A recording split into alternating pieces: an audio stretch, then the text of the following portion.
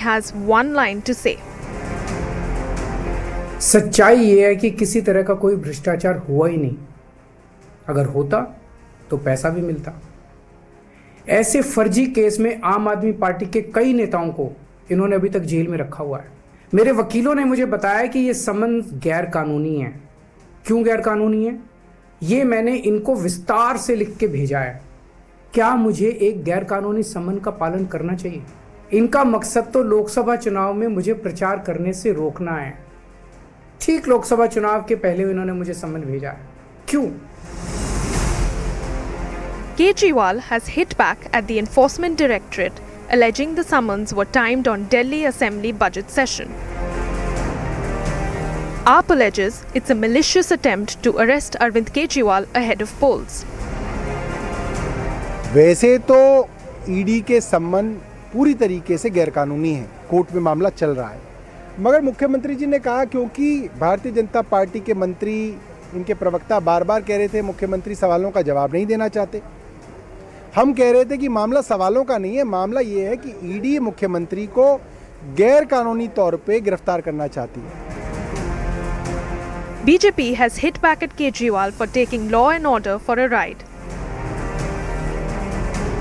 The fact of the matter is that ever since the summons have been sent, he has been making one after the other excuses. First a Vipassana excuse, then an excuse that he's busy in elections, then an excuse that it is a vendetta politics. If this was vendetta politics, why hasn't the court quashed the summons? Why hasn't the court stayed the summons? Why hasn't the court given relief to Manish Sisodia, Sanjay Singh, Vijay Nair, or in the case, why it has not quashed the case? Court तय करेगा कि illegal है या आप खुद तय करेंगे? आपके घर में तय नहीं होगा कि इलीगल है कि इलीगल है। ये तो इसके लिए जो है वो एक कानूनी व्यवस्था है, एक न्यायिक व्यवस्था है, एक जुडिशियल सिस्टम है। अब उस जुडिशियल सिस्टम को भी आप हाईजैक करना चाहते हैं तो वो तो होता नहीं। This is a very funny situation that Mr. Kejriwal and the Aam Aadmi Party are trying to create. Someone who needs to cooperate with the investigation is setting terms of how the investigation should take place. As if he can sit down and say कि नहीं मुझे ऐसा करना है और in the investigation this question should be asked for me. That's not the case. One has to begin with the basics. It's an outright defiance by Kejriwal. How long can the Delhi Chief Minister dodge questioning? Bureau Report, Republic TV.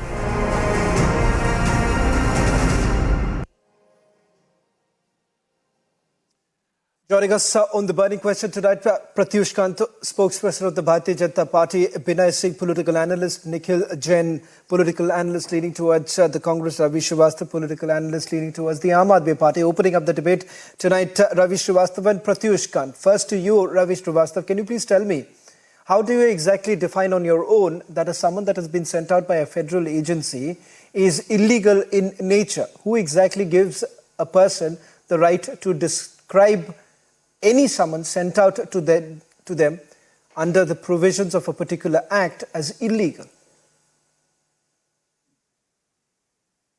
Arvind Kejriwal has been an IRS officer for a number of years, and he has a strong team of the advocates who is appearing on behalf of him or advising him. Kejriwal has given long answers. You have just shown the report that he has given everything well defined, explained to the ED. That why these summons are illegal. Some things are already in public domain. That in what capacity ED is calling? Is he an accused? Is he a witness?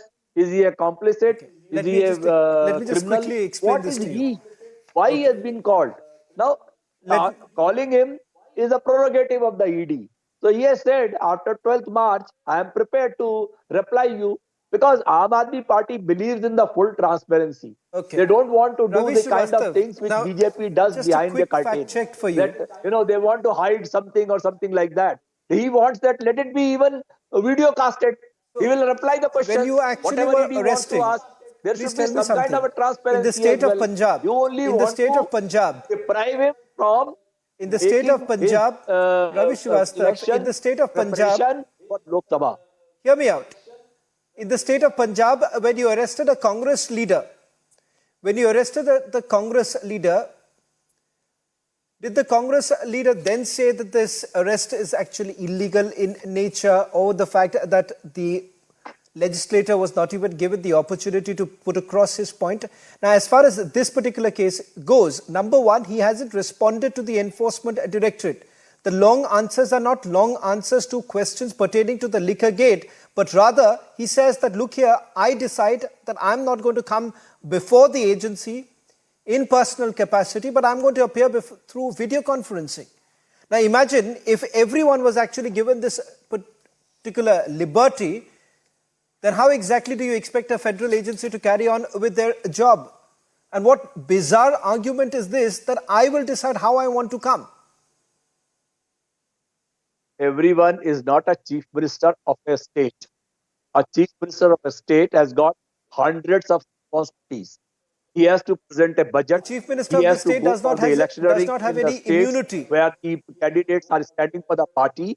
It is India's third biggest party, the Aam Aadmi Party. He has got responsibilities. He has got 161 MLAs across the various assemblies. He has got 1 Lok Sabha and 10 Rajya Sabha members. He is an important person. Whatever you want to ask, the video conferencing is a very fair idea. You know, whatever you important, can ask him. So that gives him the... Because a video conference is so not that a means private he has the liberty to just simply evade legally bound, but yet he chooses not to respond to a single summon that has been sent. Pratyush Kant of the BJP coming in. Pratyush, the allegation that has been leveled against you is... Okay. Now that the best part is that you're not even waiting for the court to quash the summons or the ECIR that has been registered. You've not even moved the court. Forget about court taking any action. You've not even... The laughable part is this, that you have Arvind Kejriwal, unlike in the case of Jharkhand Chief Minister Hemant Soren, who had moved the court, who was hoping for some sort of a relief, but that relief was never granted. Arvind Kejriwal hasn't really done anything of that sort. But Pratyush Kant, the allegation that has been leveled against the Bharatiya Janata Party is that you are basically using the Enforcement Directorate so that you prevent Arvind Kejriwal from participating in the election process. If your case is in the court of law, if an investigating agency is investigating the case, where does BJP figure in the whole thing? Now, if you are involved in a scam, you make money, the case goes to a Supreme Court judge, the senior most honorable Supreme Court judge, and he sees those documents and says, I can see a clear link of money exchanging hands. Now, those documents which an honorable judge sees, we are not privy to that. No, we are not seeing those documents. It is between the agency and the court. Now, if we go by what Arvind Kejriwal is saying, he wants to set up a whole new constitutional system in this country. What he's trying to do is to sabotage the system here. You see, there is a laid rule of law, which has to be followed. Now, Arvind Kejriwal cannot come and dictate that how an agency in this country should function. It has been functioning for years together. Since independence, the whole system has been brought into place. He has just become a chief minister a decade ago. The question, what stares at us, and every Indian is shocked and baffled that here is a guy who was a government servant. He knows the rule of the law very well, but he's also aware of the fact that he's so deeply involved in the scam. He's trying to just wriggle out and buy time. He has to understand one thing, and he knows better than many of us here that when the case happened in Tamil Nadu, 5 government officials were involved in sand mining case. ED notice was sent to them. When the notice was sent to them, they moved the High Court. They got a stay from the High Court. The government moved to the Supreme Court.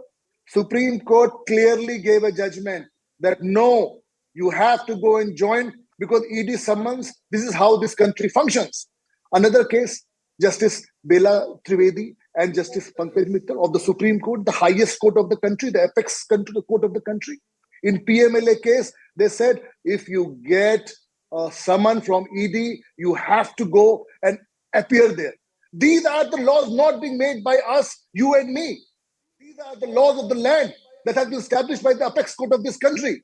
Now here is Arvind Kejriwal, who is telling that no, he is going to decide how the government is going to function in this country, how the investigating agency is going to function in this country, how the judiciary is going to function in this country. Tomorrow he will tell us, High Court someone that no, I will not come. You please reply. Have you read one of his replies which he has written? You please explain to me that why you are calling me. Tell me why I am being called. Tomorrow you will ask an honorable judge. You please explain to me why you are calling me. No, I am not happy with your judgment. This is not how it is done. Sir, we are not living in a banana republic. This is India, the fifth largest economy, the most growing country in the world. Everybody is looking at us. Please? And for one, Arvind Kejriwal, don't disturb. I never disturb anyone. Okay. For one Arvind Kejriwal, why? The Supreme Court of India, time should be given, Why all the time should be given to you only, sir? If you are going to interrupt me, I'm going to interrupt you. Just have patience. Listen to me. We are talking serious. Okay, this is a serious channel. Let me tell you, this is a serious channel. There was a judge who has resigned and just joined the Bharatiya Janata Party. Ravi Srivastava. This is the condition of the judiciary. Ravi Srivastava, can I make this very clear? Now, casting doubts at the judiciary. Now, the problem is this, Ravi Srivastava, you don't have 1 minute. Mr. Kant, just hold on. Mr. Kant, just hold on 1 minute. Mr. Kant, just hold on 1 second. Ravi Srivastava, 1 minute. Hold on. Mr. Pratyush Kant, Ravi Srivastava, please hear me out. There's no point continuing with this slugfest between both of you. Ravi Srivastava, you seem to have no faith in the judiciary. You will cast doubts about verdicts that have already been passed. I have never said I have no faith in judiciary. The question here is very simple. I have quoted only certain examples. Answer my question. Has any court quashed the FIR that has been registered? Has any court quashed the FIR that was registered by the Central Bureau of Investigation? What evidence you have got? Now, can you please tell me one thing? Ravi Srivastava, a simple question, a direct question that has been asked to you. Has any court quashed the case that was registered by the Central Bureau of Investigation, then followed up by the Enforcement Directorate? This is what the agencies are unleashed. This is how you kill your opposition. That is how now the 95% cases are made against the opposition. And that is how the people joining the BJP go into the washing machine and the cases are stopped. You have to answer the questions here which have been raised by Supreme Court judges. The Honorable ED said that the case file is missing. You have to answer those questions. Okay, both of you. Both of you. Ravi Srivastava and Pratyush Kant, speaking over each other is not going to make any sense. You both are not making any sense right now. Next day. Both of you. Pull back. What kind of cleaning is this? Ravi Srivastava. They don't enter those who refuse to enter the BJP washing machine. You didn't answer my question. No problem. Okay, let me take this to Nikhil Jain also. Ravi, I'll come back to you. I'll take this question to Nikhil Jain also, because Nikhil Jain faces the same predicament. Just like Arvind Kejriwal, his leaders also are facing corruption charges. Some are now out on bail.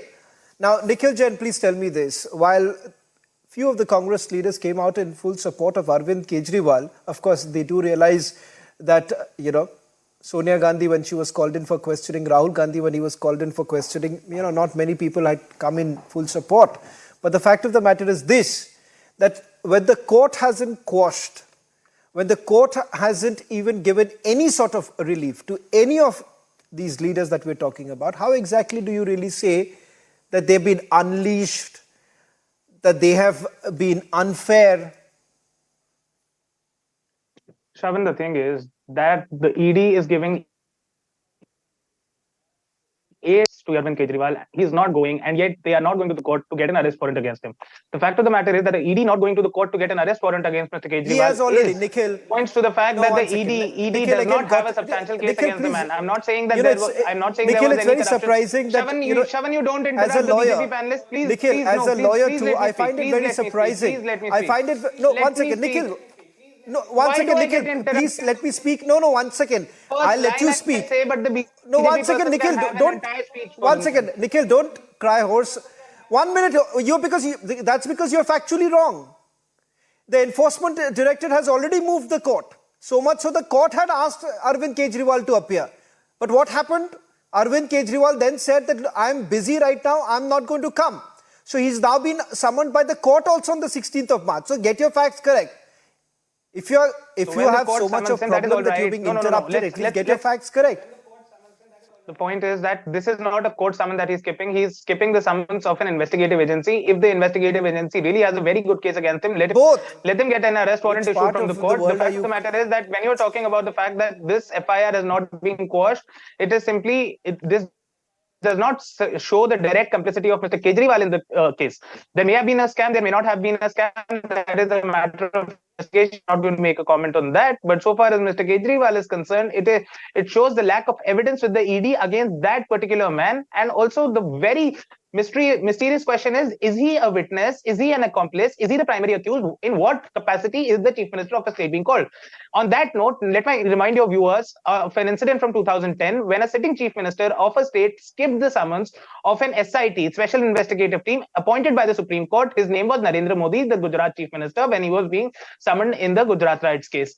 And on the topic of summons and the politicization of the ED and it being used as a hunt dog against the opposition leaders. Why is Ajit Pawar not being called by the ED? The same ED that was seeking custody, police custody for him.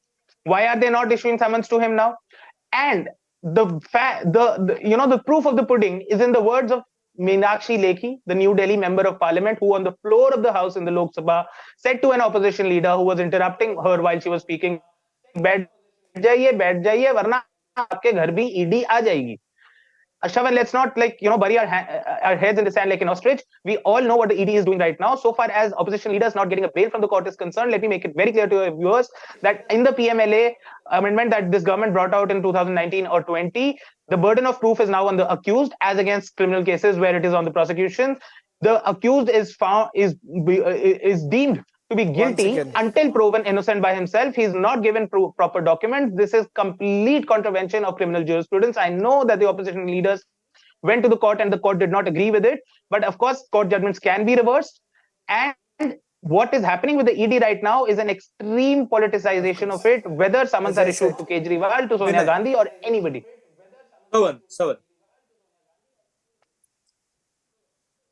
So the point is that according to Nikhil Jain, that opposition parties, if at all they indulge in corruption and their name surfaces during any corruption cases, they should simply not be called in for questioning. Because according to Nikhil Jain and Ravi Srivastava, these are agencies not worth carrying out any investigation. And these are, as they say, heavily politicized investigative agencies. I do not understand on what basis do they really come to this sort of a conclusion when most of these cases, let me just remind you, Nikhil Jain, some of these cases that were being probed, not the liquor scam particularly, but some of the cases in which your leaders, your beloved leaders are now under the scanner. These are ones which were registered even during the UPA time. So it has been continued. But the fact of the matter is that none of them actually went to the court to get any sort of relief because the court never gave them any relief to begin with. Binay, to bring you in, you've heard both Ravi Srivastava as well as Nikhil Jain. Shravan, the question is that do you have the right, anyone have the right to skip ED summons? The political answer may be yes and no. But the legal answer is that you don't have any right to skip ED summons, either once or repeatedly. Because if you are skipping ED summons, that amounts to non-cooperation. That may not be a ground of your arrest, that may not lead to arrest, but it may become a ground for your arrest. So every time Mr. Kejriwal is dodging ED summons, he is very, coming close to an arrest. Because we have seen last month what happened in Jharkhand, the Hemant Soren government, Hemant Soren, he did the same thing. He was having the same modus operandi. And why I said the same modus operandi? Because I am very sure that Mr. Kejriwal and Mr. Hemant Soren, both of them are having the same set of advisors. So they are advising them in the same way. And you can see what happened to Hemant Soren. So many times you are evading ED summons, you are dishonoring summons. And remember one thing, that summon is just not a piece of paper. That piece of paper, which is called summon, has a judicial value. And you cannot and no one can skip it and scrap it. And Hemant Soren, I say that is a recent example. And in very recently, you can see on 20th February, the Supreme Court of India said in a hearing that ED has the right to summon anyone, any high level bureaucrats, any politician. So this is not the question that ED can summon you or not, and you are supposed to appear or not. You cannot change the law. Not appearing for the ED summons is like dishonoring the law. And Shravan, in case of Kejriwal, in case of Hemant Soren, in case of Manish Sisodia and Satyendra Jain, many times they have attempted for bail. And you know what the court said? The court said in many cases that there are ample proof, so we cannot give them bail. And the last point, that without even summoning, giving summons, ED has the right to arrest. So if they want to arrest, Kejriwal, there is no need of summon also. If there are ample proof and the ED feels that, they can convince the court that there is ample proof and, leaving the accused outside is harmful, he can destroy evidence. Without even summoning, ED has the right to arrest. So don't challenge the right of the ED. They don't have ample proof. And on part of you, if you are, you are a CM or you are anyone, that proves that they don't have the ample proof. The immunity, and you will have to appear in the ED court. You will have to face, the questions. You will have to face. You are replying yourself. You are replying yourself. The ED does not have the proof. If they had it, they would have arrested. If they are not arrested, it means they don't have anything. No, you are saying that they want Very to arrest. simple. If they want to arrest, they can arrest him. But Baba, then you do it now. Who is stopping? Go to court and arrest him. In case of Manish Sisodia, the court has said that there is ample proof. You want to create an optics. You want to create an optics of taking Arvind Kejriwal to the ED office, and all your cameras will be fixed on that. You want to show that he is being taken to the ED office. Now, this is the drama you want to do, which you have done with others as well. Ravi Srivastava, let me just give you a quick lesson here. Ravi Srivastava, let me just give you a quick lesson here. Now, what you are missing out is this. Can I come in, please? What you are missing out is this, Ravi Srivastava. Hear me out. Pratyush, I'll bring you in. Just a minute. Let me just give this lesson to Mr. Ravi Srivastava because he's not aware of it. Ravi Srivastava, the fact of the matter is this. To understand, an investigative agency is answerable before the court. While the politician may not, but the investigative agency is. So there is a high possibility when Chanda Kochhar arrest was done by the Central Bureau of Investigation. If they're answerable to the One second. Why do you have to jump? One second. Why do you have to jump for no reason?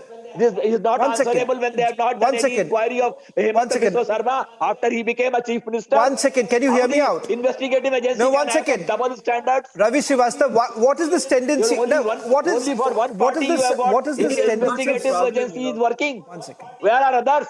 That washing machine friends. 1 second. Problem, Ravi Srivastava, is that Ravi Srivastava, please do understand one thing. What is your problem? Why you are betting for one particular agency? Simply shouting out. Why you are not seeing the other side of the story? 1 second. You're not even hearing. The problem is that you have a problem with hearing. That why somebody has not been arrested. 1 second. He has been trained by Arvind Kejriwal, actually. 1 second. No one has said don't get into First of all, 1 minute, Pratyush and Ravi Srivastava, hold on this. Hold on to this. Hold on to this. If you remember correctly, 1 minute, Pratyush, 1 minute. Pratyush, 1 minute. As Ravi Srivastava, the investigative agencies are answerable to the court, and I'm saying this because remember, when Chanda Kochhar was actually arrested by the Central Bureau of Investigation, they were taken to the dry cleaners by the Bombay agencies High are not God. Simply saying that this was abuse of power. Court 100 times. Their officers have been caught for corruption. What is your problem? I don't understand. There is no point getting you in. Ravi Srivastava, either you don't understand the head or tail of the debate. I don't understand. They can be used by the political party. And they are being used. Okay, 1 second. Rather not used, misused, this man and doesn't abused. want to debate on very serious issue. It is about sabotage of constitutional system.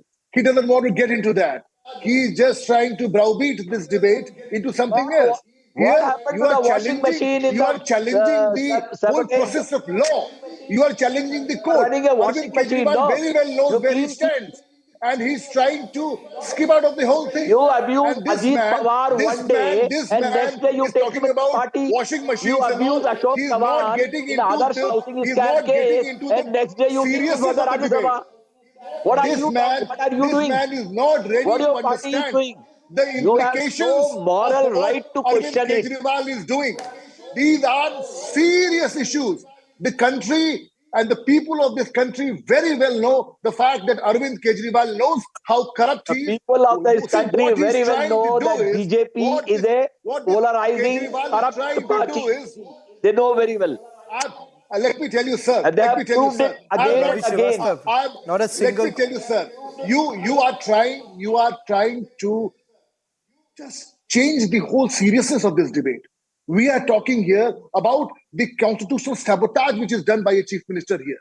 He is trying to mislead the people. He is lying. Tomorrow, he's asking to tell us what questions you want to ask me. Make it in public camera. Do you think the country functions like this? Why not? I and you. What is wrong I with and it? you. No. This is There not should be how. full transparency. See, Even Mr. that Modi is why. champions for the transparency. That is why Why you should are anything be supporting hidden? Kejriwal. Honorable Chief That is why Justice has supporting said he Kejriwal will not accept because anything you in the have no sealed cover respect for the because he rule of wants law full of this country. transparency. You must learn to respect the Even Honorable rule of Chief law of Justice this has said country. it. It has been you. I'm quoting you Supreme Court judgments. You're not telling about that. I'm giving you Tamil Nadu judgment. I'm giving the 7th. Even look at it. Justice Chandrachud and 7 of his colleagues, the highest court, they gave a judgment that if you are corrupt, you are questionable. Arvind Kejriwal has made money. Ek daru free.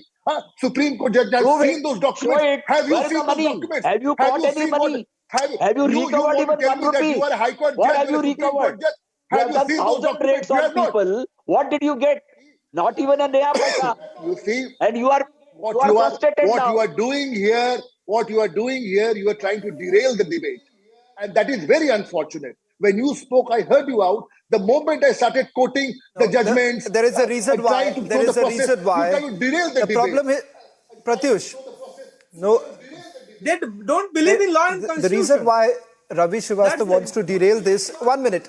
No, the point here is that simply thinking this high octane responses, without any substance to it, without much substance to it, does not make much of a sense. Ravi Srivastava, the fact of the matter is this: that when Arvind Kejriwal is being questioned by the Enforcement Directorate, it's a very simple thing. Your statement is to be. Hold on. Is this your Hold on right now. Is this the constitution? 1 second. Hold on. What do you mean? So if there are allegations, and first of all, let me tell you, Ravi Srivastava, it's not the whims and fancies of any investigative agency that they can summon any sitting chief minister. Hold on right now. Hear me out. I am telling Supreme Court. 1 second. What clear-cut order? What clear-cut order are you talking about? What clear-cut order? Please tell me. What order has he got? What relief has he got? What relief has he got from the court? Has he got any relief? Has he got any relief? He hasn't got any relief from the court. And as far as this case goes, even the Supreme Court, even the court has actually come. 1 second. During the bail hearing of Manish Sisodia, let me just simply tell you, this is what the court had to say, that there is ample proof. The fact of the matter is that the investigation was never halted. Secondly, remember, there is an approver in this particular case who's taken the name of the sitting chief minister. If at all he's been called in for questioning and his statement is to be recorded under Section 50 of the PMLA Act, that is only because he's been given the chance. He's given the chance to explain his position on this entire matter. The problem is, if the man here, the sitting chief minister who has been, what is tentative? 1 second. The chief minister who has all this while espoused for the cause of corruption-free Bharat. Now, all this while, here was the chief minister, if you remember, when the Congress was in power, Aam Aadmi Party chief Arvind Kejriwal had made several big claims that even so as Mr. Modi a also made single several iota statements. of doubt. He also said 15 lakhs will come to everybody's account. One second. The He fact of also the matter said is 2 the crore Prime jobs Minister will was be cleared by the created. courts. He Now, also first made of all, hundreds Mr. of Arvind promises. Kejriwal should Somebody actually go said to the petrol court will be first. sold for Arvind 40 Kejriwal should be rupees. actually Nobody said hoping it. that We there heard is it. some merit in his particular case. Binay, let me come back to He you. said this. Ravi He said Srivastava. that. This man will The keep story is talking. over. Let me Tell remind me, you. in last 10 years, how Arvind many people Kejriwal have been told What convicted? a that story. Sonia Tell me. Gandhi, Show Sonia me. Gandhi should be put Binay, behind Show me Binay, how a bars. many quick people point have from been convicted. Binay 10 too. years is Joined too long a time agencies. for any He court told process. the same Yes, thing about Show Savan. Sheila me Dikshit, that Sheila Savan. how many Dikshit will people have join been the convicted agencies. for the crime. She should be put What is behind the bars. success rate of the See, the ED? problem, Let me the reply, problem here Mr. ED is made Srivastava. 25 cases to there the is one court, line out answer to of this which Srivastava ji, man's let me they say question. that reply. we have The won answer is, 96%. the answer here is, 5,000 if cases there was they Srivastava made some against the truth ji, leader in the nobody and is all able to valid. hear anything. In the air. Where are those cases? Please be silent. Let me speak. It's my turn. Yes. Just to So the just to main harass point is, people, Savan, that just to Mr. malign the party. Srivastava, This is what the his ED leader, CBI do. his party, Aam Aadmi Ravi Party, they Srivastava, please don't calm down believe now. in judge and Can we have... judgment. They don't believe in law and constitution because his party leader says that he's an anarchist. So that's why Mr. Srivastava has become a disruptor. He don't want any constructive debate to happen. You don't So name me. that's I the have reason, never because his named you. leader said that You people he are was not proud worth in even claiming naming. I am himself as an telling you. I anarchist. only say co-panelist. Please don't name the people. I am not getting personal. And I least bother about what you are saying. Now nobody is getting personal. But your leader said, that he's an anarchist, You and are you are getting disrupting that personal, visual. taking my name, You are not. my You are not. leader, my party. You Arre, you are where not did I say this is letting my the party? constructive What debate is to my happen. designation This in a is not political your analyst? term. This is not your I term. don't So belong then to why any you are party. speaking? That means I you am a want to disrupt the freelancer. debate. You don't want to hear anything. You don't want to listen anything. So that's the thing. That's why, So why very should I simply, listen to that's any not a personal nonsense? comment. You talk sense, I will So when listen. your turn comes, then you speak.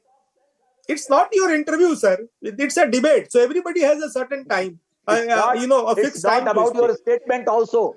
You are naming me. You are saying your leader, your Yes, you are party. disrupting. What is this This is nonsense? not your turn. I don't know which party you You are are talking speaking about. in my space. You are speaking in Ravi others' Srivastava, space. So if you're wait for having so your much a space. problem, Ravi Srivastava, it's Wait okay. for your Forget about space. him. Ravi So Srivastava, this the is problem is the that, habit of you can't, Mr. you keep, Kejriwal. can I just simply tell you this? Ravi Srivastava, it's Yes. very unfortunate that you will not let any other co-panelist to even respond to what you are saying. You may believe that what you are saying is the gospel truth, but there's also the other section who believe that this gospel truth of yours is exactly how Arvind Kejriwal has been behaving. Anchor Lies also after talks lies. with The best part is that you with have an the IRS Bharatiya officer, Janata Party or who those says that, look people, here, I've then got a I clean can't sheet help because it. my name I is had not to there in the defend. charge I sheet. had to defend. Simply saying that my name is not in the charge sheet, so I've got a complete clean sheet. God knows who's actually given him the clean sheet. No, forget about it. It is your job to Unfortunately, question it the is very ruling difficult to party, explain Mr. something like Shravan, this to you which because you don't do. you have scant You regard. question the You have opposition scant regard always. for the Why? Constitution. You have scant regard It is to the your job PMLA after Act. 10 You have years to scant question the regard ruling towards party any for processes the in place. mess in You the have scant country. regard for the You never do judiciary. that. You have scant regard for I'm sorry. anything that has got to do with a system in place. Now, if you believe in anarchy, I have nothing much to say on that. But Binay and then Nikhil Jain. Shravan, they have got regard for Khalistan referendum, for Khalistanis. Because Arvind Kejriwal, when he started his campaign in 2017, he stays at the Khalistani's house. Their member of parliament, they supported Khalistan referendum. So they have got a regard for that. So that's why they have got this regard for the Indian agencies, for the Indian law and order, for the Indian judge, Indian judgments, Indian law, Indian constitution. And that's why Mr. Kejriwal says that I'm an anarchist. And that is visible when anyone supports Kejriwal. So they are basically encroaching in other spaces. So this is also a kind of corruption. This is my space, and if you are encroaching in my space, this is corruption. I say this is a what we will say that corruption in debate. My space is my space. That's my property, and you don't have a right to Can I just get encroach in that. Yes, Savan. Okay, 30 seconds to Nikhil Jain and 30 seconds to Pratyush. Shravan, I'm not going to talk about the Khalistan referendum allegations. That's something I am not aware about. And if indeed any political party, any political leader, Mr. Kejriwal or anyone has done that, that's absolutely wrong. But so far as the ED is concerned, it is not just Mr. Kejriwal, it's a slew of leaders across the opposition and also the ones who are now in the BJP or with the BJP who have made these allegations that the ED is being used as a political tool to victimize and persecute opposition leaders in order to have them either defect to the BJP or stop their campaigning. The timings of the summons of the ED is obviously questionable, that sometimes you are summoning a sitting chief minister at the time of the budget, sometimes you're summoning a sitting chief minister during the time when he's supposed to be doing election rallies. The ED has had this case for a very long while, and for all these summons to come at very crucially, crucial political timings is obviously showing how the ED is playing in the hands of the BJP. One last word, Pratyush, you ought to answer this question. Yeah, While, I will just. Ravi Srivastava has been saying this, but I'll put this across in this manner. I'll put this in this manner. You need to also answer this question. That if you really look at the investigations that have been carried out by the central agencies, it's been largely revolving around the opposition leaders, number one. Number two, as you say, that some of those very leaders who are under the scanner of the federal agencies, suddenly you find the federal agencies not really taking the entire case to a logical end if the person has shifted to your party. Well, that's not true at all. You know, Prime Minister Modi is very clear. We are zero tolerance towards corruption. You have to understand the basic thing. It is the investigative agencies who probe a case, and they are the one who goes and gives the documents to the court. Then the court takes a look at it, and then they give the decision. If Kejriwal was honest enough, don't you think they would have got bail? Do you think they would have been in jail, languishing in jail for such a long time? You have to understand, the system doesn't work on individual whims and fancies. Same Arvind Kejriwal used to go and tell everybody that Sonia Gandhi should be put behind bars, she should join the investigative agencies. He used to go and tell the same thing about Sheila Dikshit in Commonwealth Games. She should go and join the investigative agencies. She's running away from them. And I'm a law-abiding citizen. I'm a bureaucrat. I know how important it is. Any leader who doesn't join investigative agencies is against the country. Same man who gave all these statements from hundreds of bhashan of his life today is absolutely giving a different story altogether.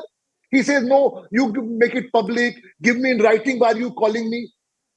How the investigative agency in this country work. The question here is, this man knows that he was involved in scam.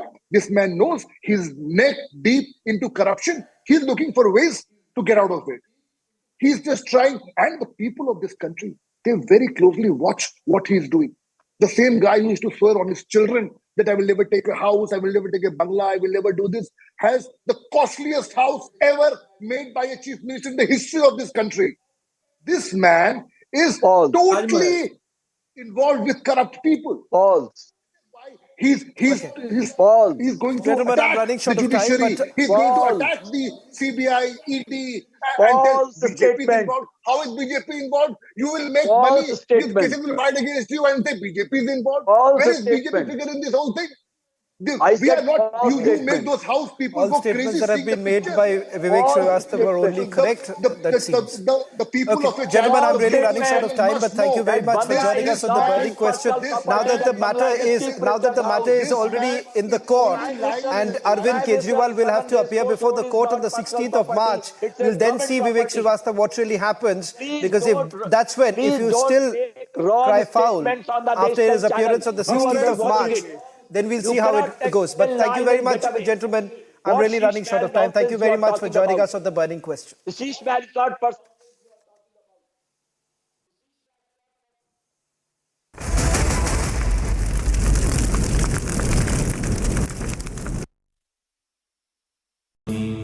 Amity has been ranked India's #1 private university for the 11th year by India Today, a testimony to Amity's world-class education whilst imbibing values and sanskars in students. The countdown is on for the Republic Media Network's marquee event, our big event, the Republic Media Network Annual Summit on the 7th of March. This time our theme is Bharat the Next Decade. Ladies and gentlemen, we'll have an opportunity to hear from the Home Minister and the Finance Minister on the challenges and the opportunities and the game plan as far as our national security is concerned.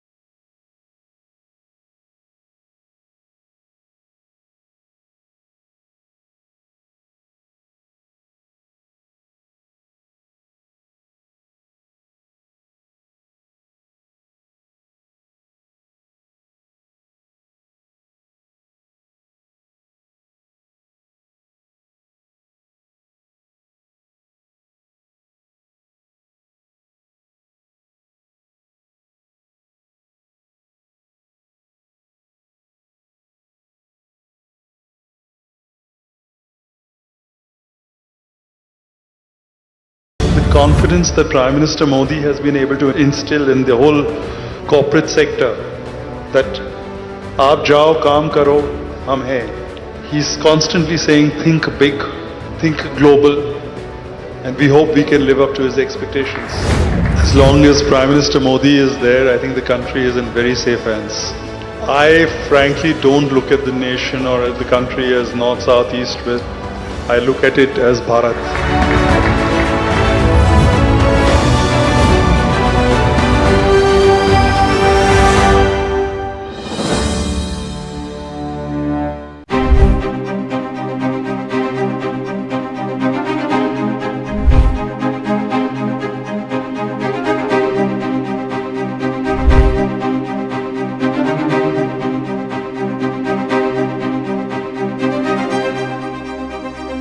If somebody is owning, as an elected representative in democracy, a constituency for 40 years, imagine what it should have been by today.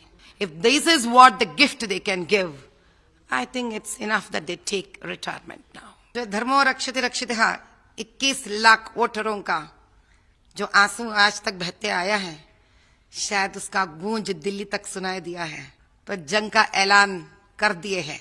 और मुझे ऐसा लगता है अब सही मायने में उनको न्याय होने वाला है। मदरसे में बच्चों को खाना नहीं मिलता है, मंदिरों को कब्जा होते रहता है।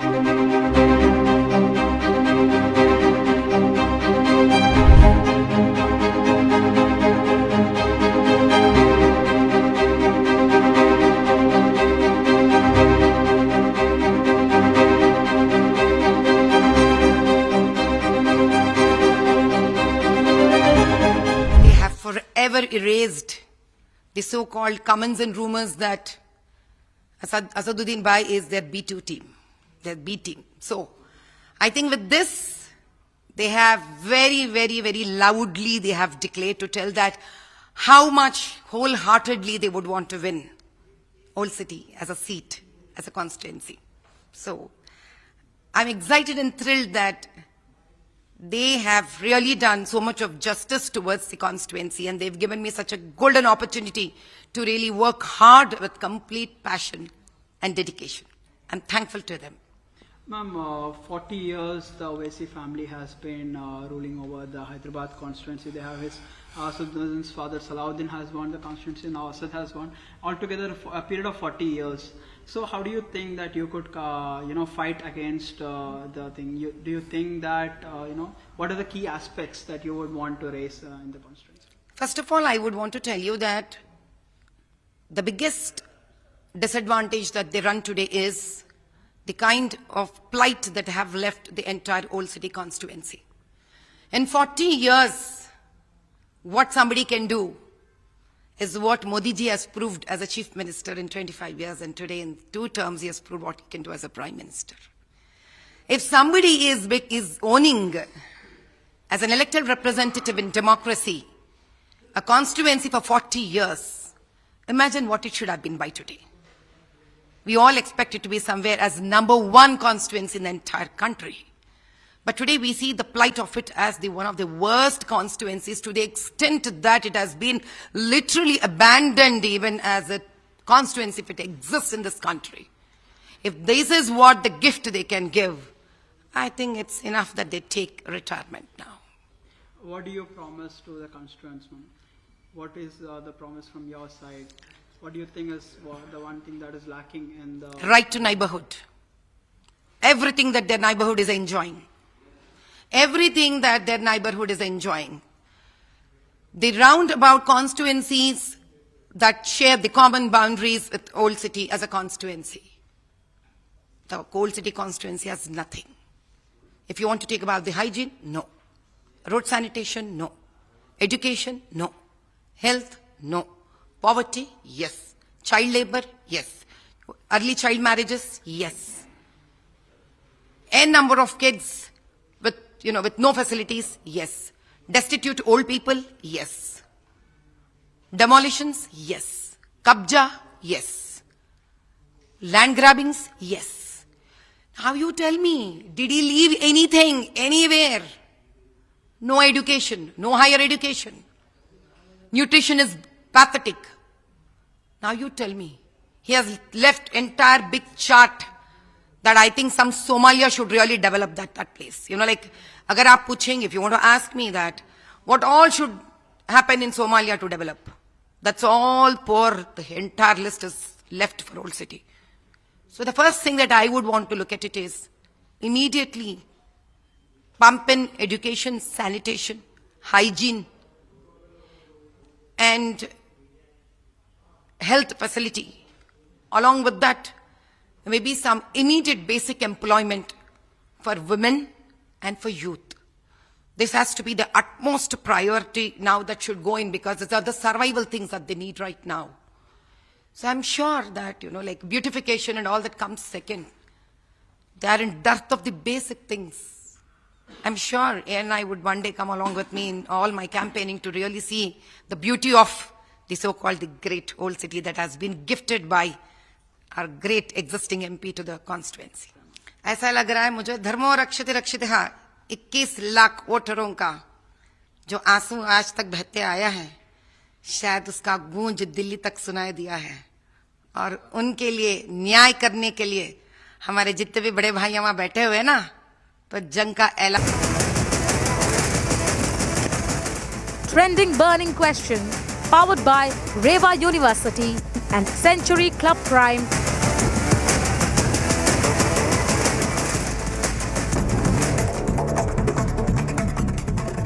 देश के कोटि कोटि लोग मुझे अपना मानते हैं, अपने परिवार के सदस्य की तरह मुझे प्यार करते हैं, और इसलिए मैं कहता हूं 140 करोड़ देशवासी यही मेरा परिवार है.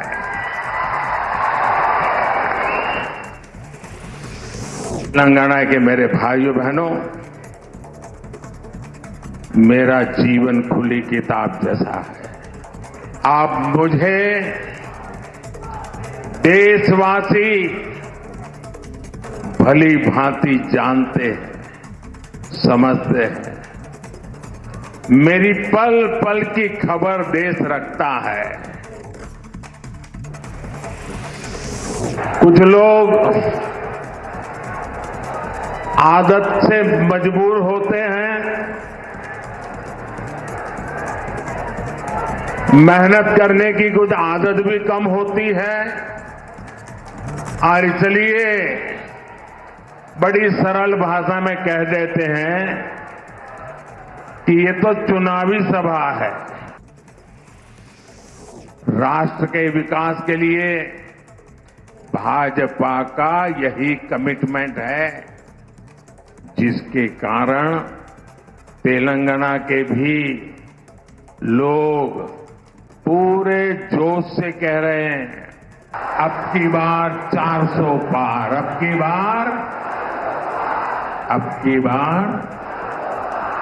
बार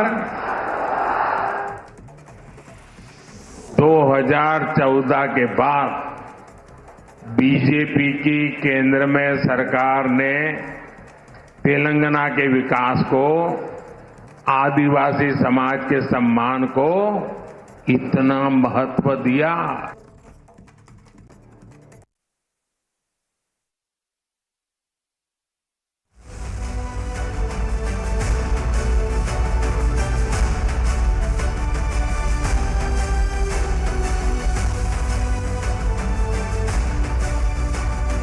I am very, very happy to announce that Niva Bupa Health Insurance has come on board as Republic TV's studio partner. Niva Bupa Health Insurance is the fastest growing company among standalone health insurance players in India. It has also provided health insurance coverage to 1.1 crore people in India and settled over 15 lakh claims, processing one claim every 60 seconds. So we are delighted to be partnering with them.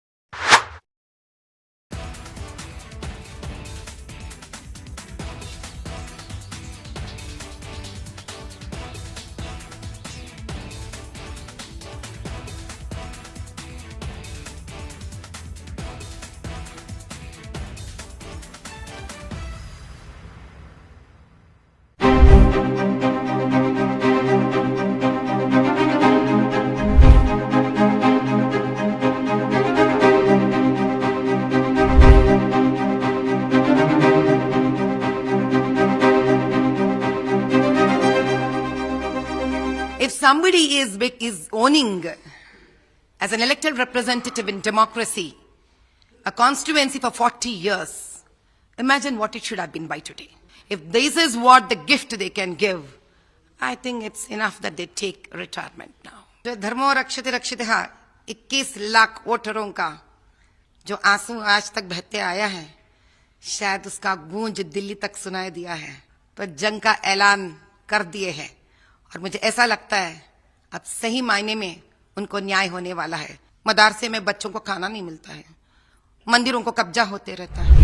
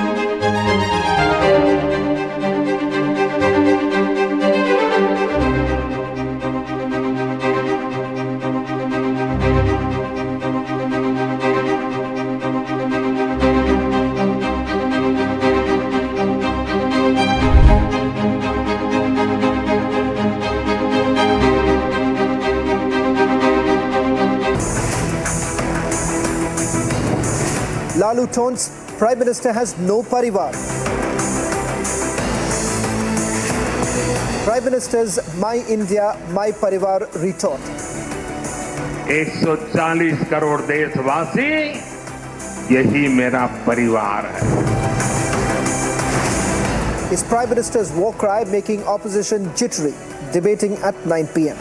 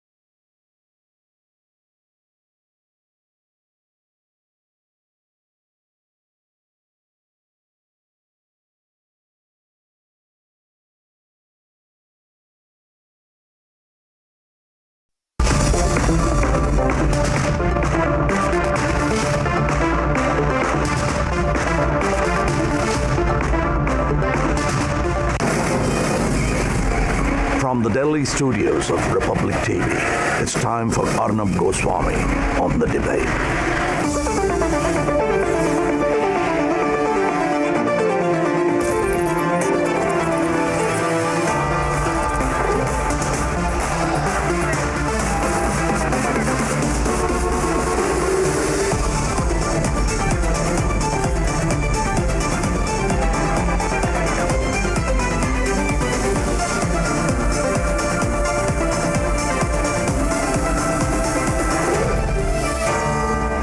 Arnab Goswami on The Debate at 9, presented by Amity University, powered by RP Sanjeev Goenka, Century Club Prime and Policy Bazaar.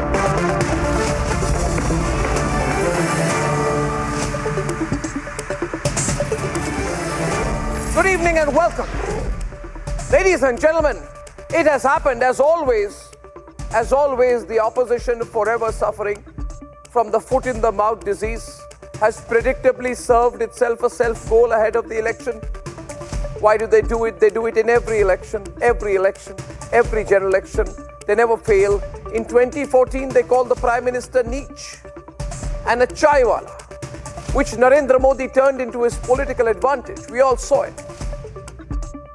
Then in 2019, on the back of the flop show called the Rafale controversy, they chanted loudly, Chaukidar Chor hai, so loud in fact, that by using the phrase "Main bhi Chaukidar," the entire BJP rose to the highest ever tally, crossing 300 easily in the 2019 elections. And now in 2024, by mocking the Prime Minister as someone who doesn't have a family, jinka parivar nahi, they have brought the whole country together even more to back Prime Minister Narendra Modi, with the Prime Minister saying that the entire country is his family, coining the phrase #Modi Ka Parivar. This reverse play of words has reinforced Narendra Modi's image before every general election. And both the Prime Minister and the BJP know that very well. Now my question is, viewers, does the opposition truly believe in political suicide by going so negative, so personal, vis-a-vis Narendra Modi in every general election, knowing fully well that this will come back to bite? Will #Modi Ka Parivar be as successful as Main bhi Chaukidar for the BJP this time as well? Will the asymmetry between the BJP and the opposition grow even wider? And what is now likely to be the final tally of 2024? Ladies and gentlemen, the Prime Minister gives it back. Debate number 1 to the Indy. And the new hashtag of the day, and probably for this election, is going to be not just Modi ki guarantee, but #Modi Ka Parivar. Debate number 2 this evening, viewers. We have strong inroads being made and attempted inroads by the BJP into Tamil Nadu. Can they make inroads or just increase their vote share? And debate 3 this evening, the mystery of a ship headed to Pakistan. What kind of cargo was it carrying? That's an India-China-Pakistan debate at 10:30. And here are the headlines this Monday evening on The Debate Tonight.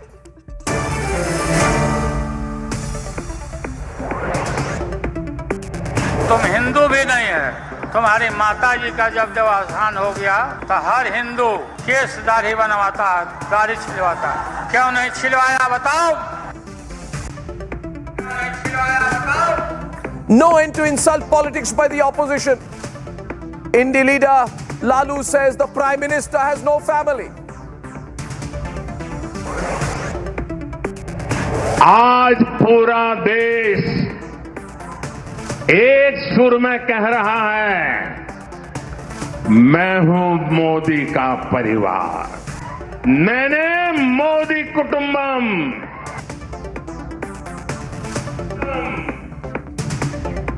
The Prime Minister gives it back to India after the no family attack, says crores of Indians are his family.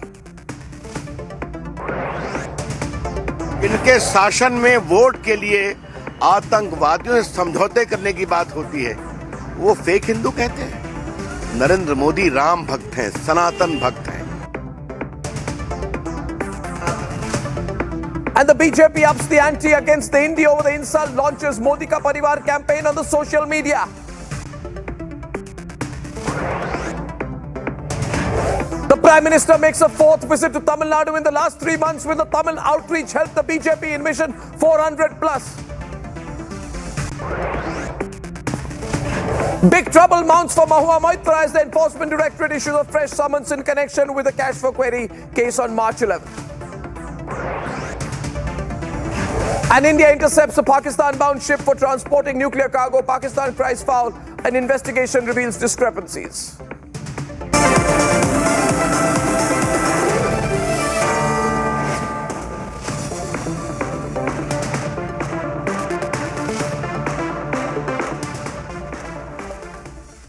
And ladies and gentlemen, with no agenda, no list of candidates, the Indie bloc has been going all out against the BJP. In the latest, the RJD chief Lalu Prasad Yadav has insulted the Prime Minister, claiming that he is not a real Hindu, that he has no family, but the Prime Minister has turned Lalu's barb into a poll blessing.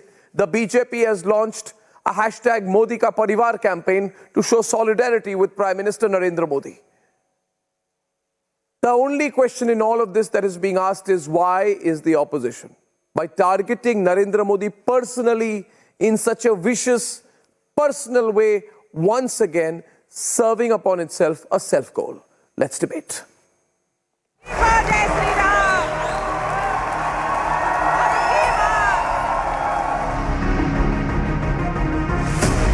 Narendra Modi, तुम्हारी माता जी का जब देहावसान हो गया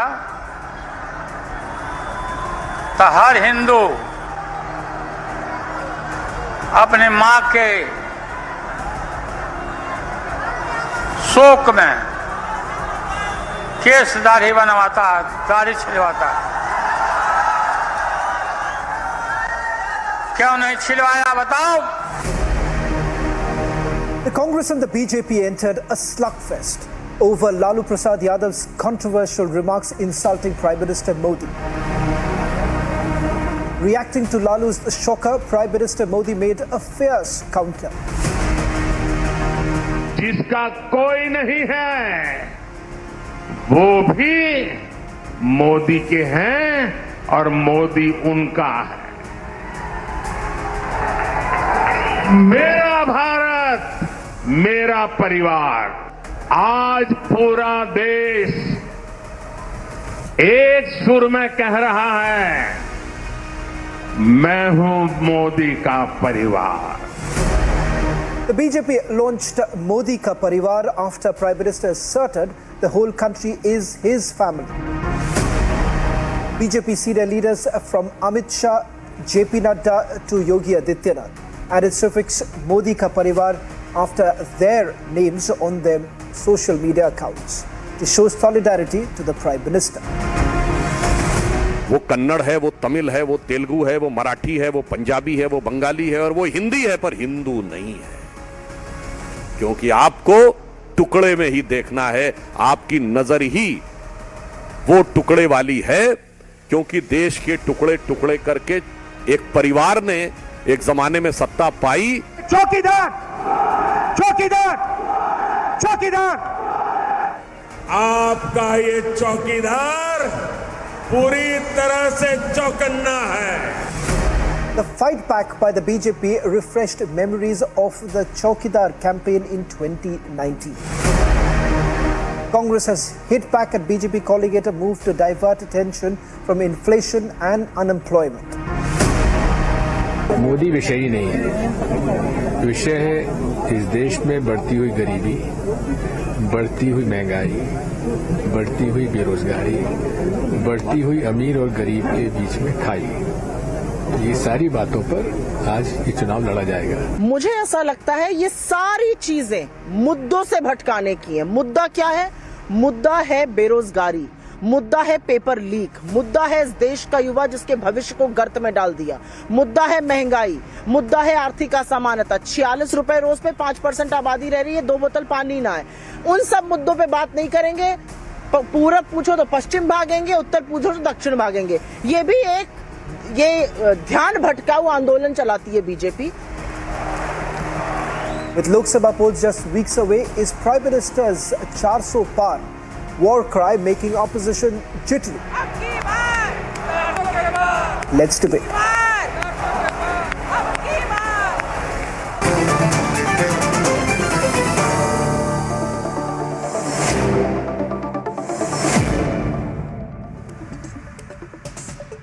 I mean, come to think of it, this was just the, last nail in the coffin, and the opposition absolutely decided to sort of nail it down themselves. Sohail, by saying the Prime Minister doesn't have a family. And see how quickly the BJP has responded with a counter-campaign, Modi ka parivar. The Prime Minister repeating the phrase himself so many times. Will this have the kind of impact that maybe Chokidar had in 2019, for example? Absolutely. The opposition must realize that in his past life, Modi must have been in advertising. And he certainly must have been a great sloganeer. What he's able to do is he's able to turn the tables on these Johnnies every time, and they don't seem to learn a lesson. Either they're under a rock or in a cave. I don't know which one of these. Because there has been a past record of Narendra Modi spinning the narrative that has been born largely out of personal insult. And what is Lalu Yadav doing? Digvijay Singh and Supriya Srinath said, oh, this is a diversion from the real muddas. Tell me, for Lalu Yadav, who's out on bail, who has been charged for fodder scam. I mean, this is a man who actually steals fodder. He is not even discussing issues related to the elections. He is making a personal attack, bringing in Narendra Modi's late mother and saying, what kind of Hindu is he if he's not tonsured his head? Is that the politics of India? So what has Modi done? He's converted a personal barb into an embrace of every Indian and said, look, I may be an orphan qua my mother, but I'm not alone because the whole universe, as far as India is concerned, is my family. Now, you might argue, Arnab, that are these guys smart? Of course, the BJP is smart. They have a well-oiled social media machine. Whether you like it or not, they do. What have they done? They've suddenly attached Modi ka parivar against every name on all social media platforms. So anyone who talks about this, and mark my words, Arnab, it is the 4th of March 2024. This will be the theme song of his campaign. कि मैं आपका हूं और आप मेरे हैं. मैं आपका ख्याल रखूंगा और मैं जानता हूं कि आप बीजेपी को ही लेके आएंगे 400 पार. He will convert this into messaging that is not going to run away. A, B. This is a message that is not linguistically limited.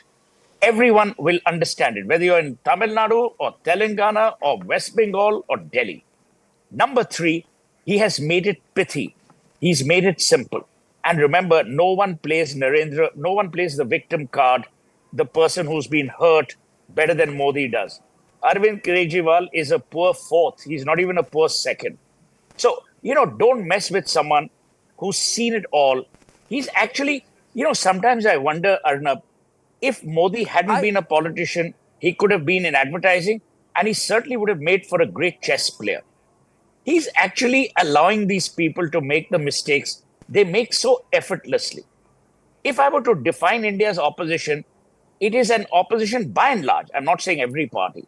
By and large, it's an opposition that revels in making mistakes, that takes delight out of failure, and that snatches defeat from the jaws of victory. That's how you can sum up India's opposition. So my point is why this? Why this? We saw the impact of the Panoti phrase, Reena, Lokesh, Abbas, when Rahul Gandhi went around saying Panoti, Panoti in 2023, and he said, "Achhe bhale hamare World Cup mein khel rahe the, magar Panoti ne harwa diya." The moment the negative campaign started, the BJP did phenomenally well, right? So every time you insult the Prime Minister, he makes it his weapon. That should give a little bit of strategic thinking to the opposition, right?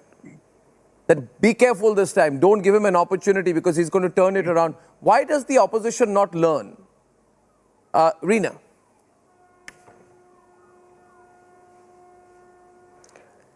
Arnab, I agree with Sohail that there is no better advertiser than Mr. Modi.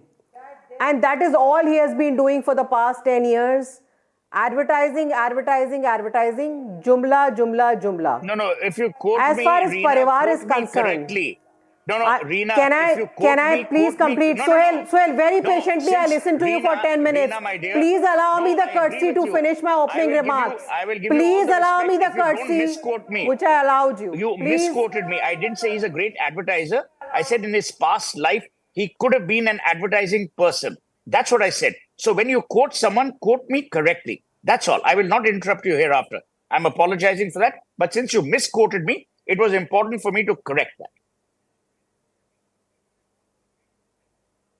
I did not misquote you. You said Mr. Modi, had he not been the Prime Minister, he would be great at advertising. That's what you said. Absolutely. Moving on.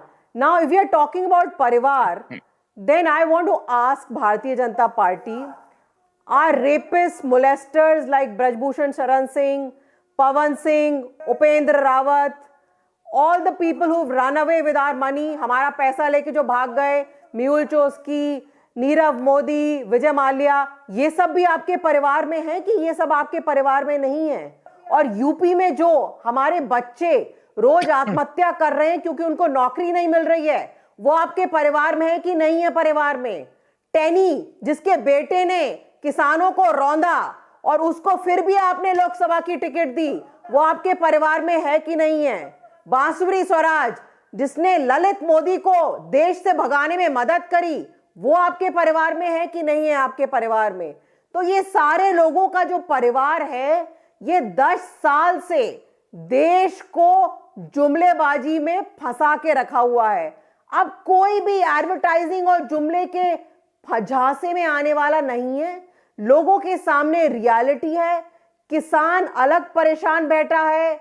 नौजवान जो रोज paper आपके UP में leak हो रहे हैं, हर रोज paper leak हो रहे हैं, हर रोज हमारा नौजवान आत्महत्या कर रहा है. You know, specialists Arnab love to say that India has a demographic dividend. What demographic dividend are we talking about if 80 crore of our population is dependent on free ration because they don't have food to eat? Is this the demographic dividend we want? On the other hand, you look at Delhi, we have the lowest inflation in the country. Per capita income is the that was highest. Not my question. In 2 years, that was no. What was my question? No, Reena, my question was, Reena, the question was not that. The question was something different. I'll let Gaurav come in. I'll try and move in pincer-like into the issue. The point is, the opposition does not learn from its mistakes. It does not want to improve.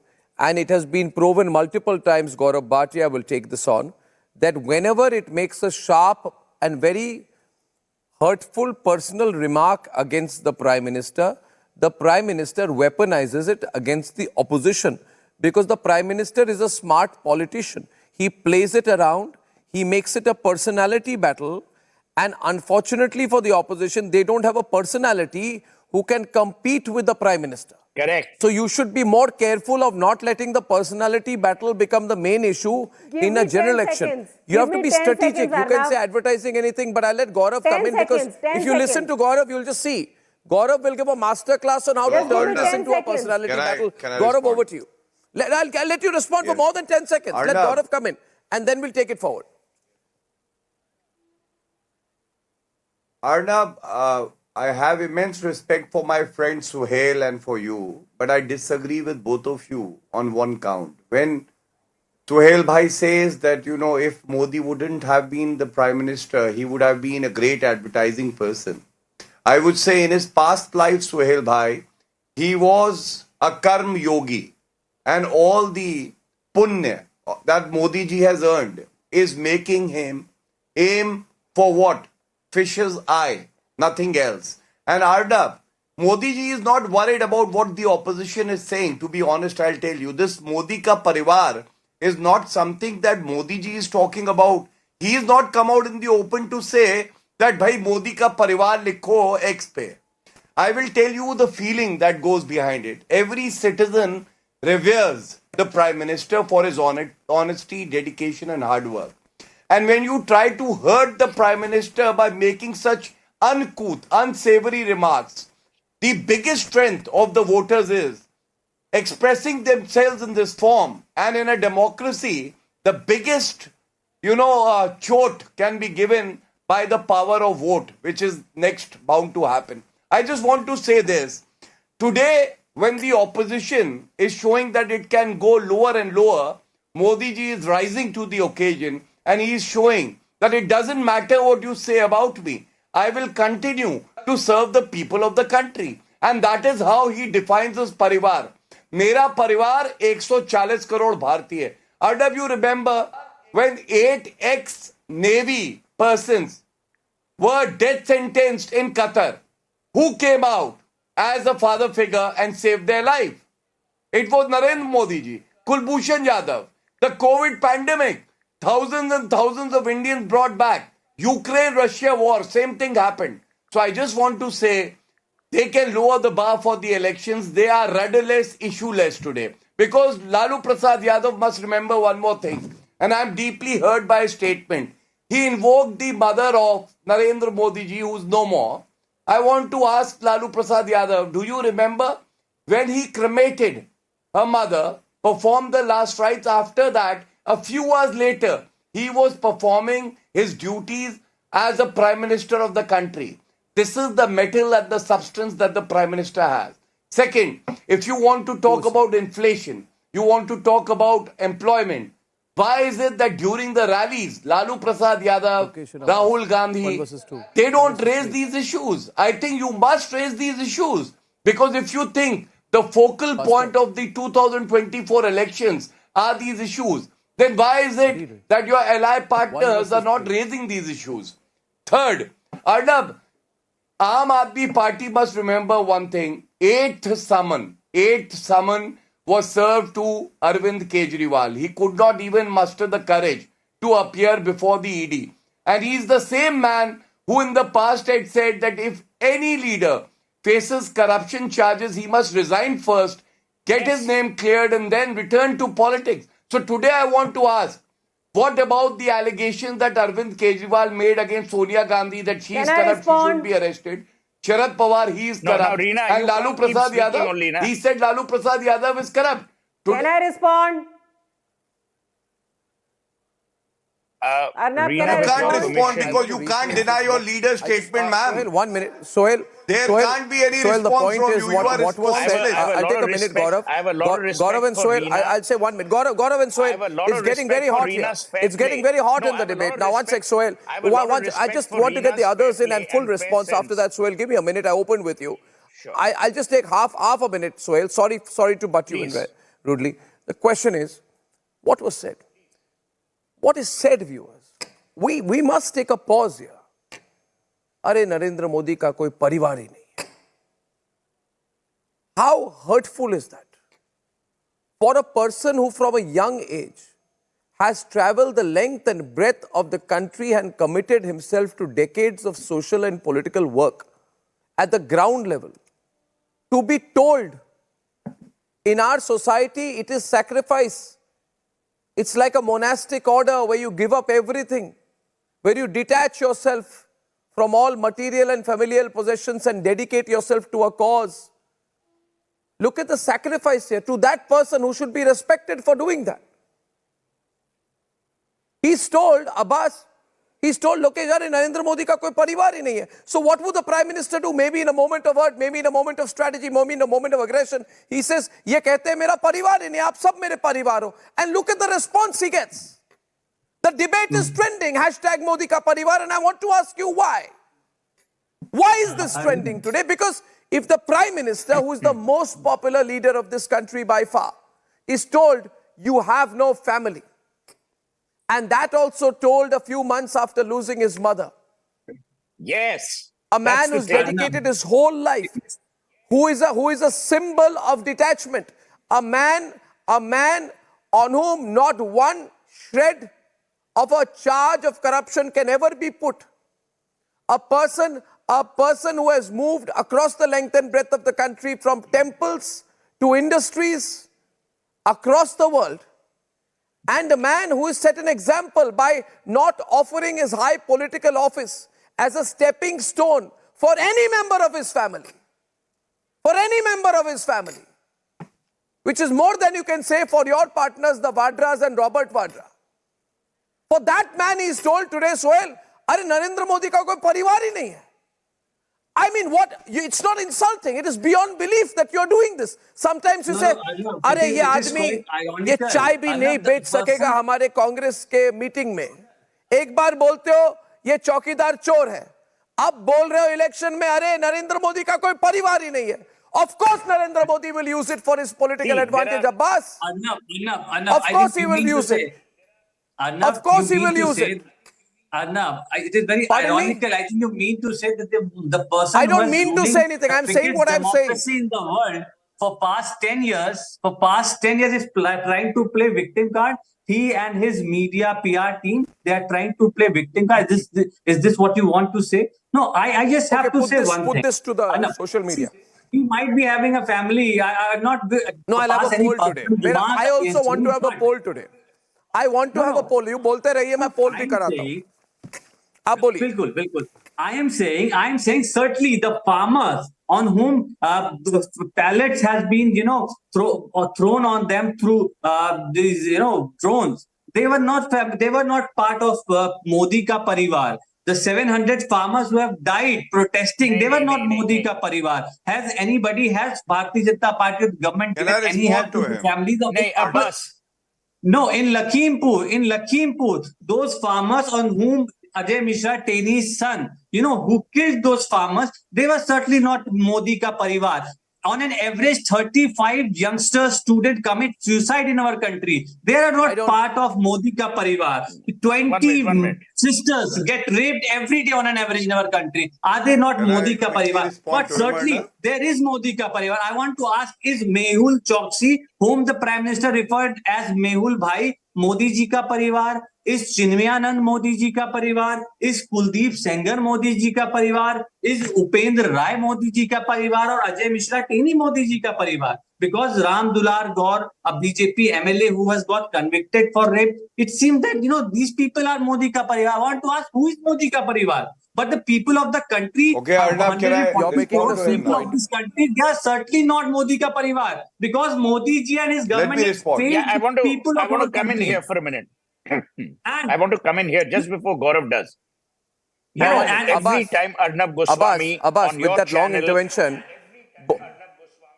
No, 1 minute. Every time on your channel, yeah, okay, so I'll go in and then Gaurav will come opening it up. I'm hearing the following. Number one, in the last 10 years, Narendra Modi has destroyed democracy.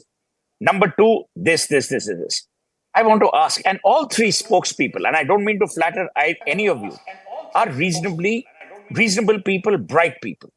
You tell me, if democracy was absent, would Narendra Modi have sacrificed even one state going to an opposition? Lokesh remembers the fight that happened in West Bengal between Mamata Banerjee's TMC and the BJP. Who won? The TMC.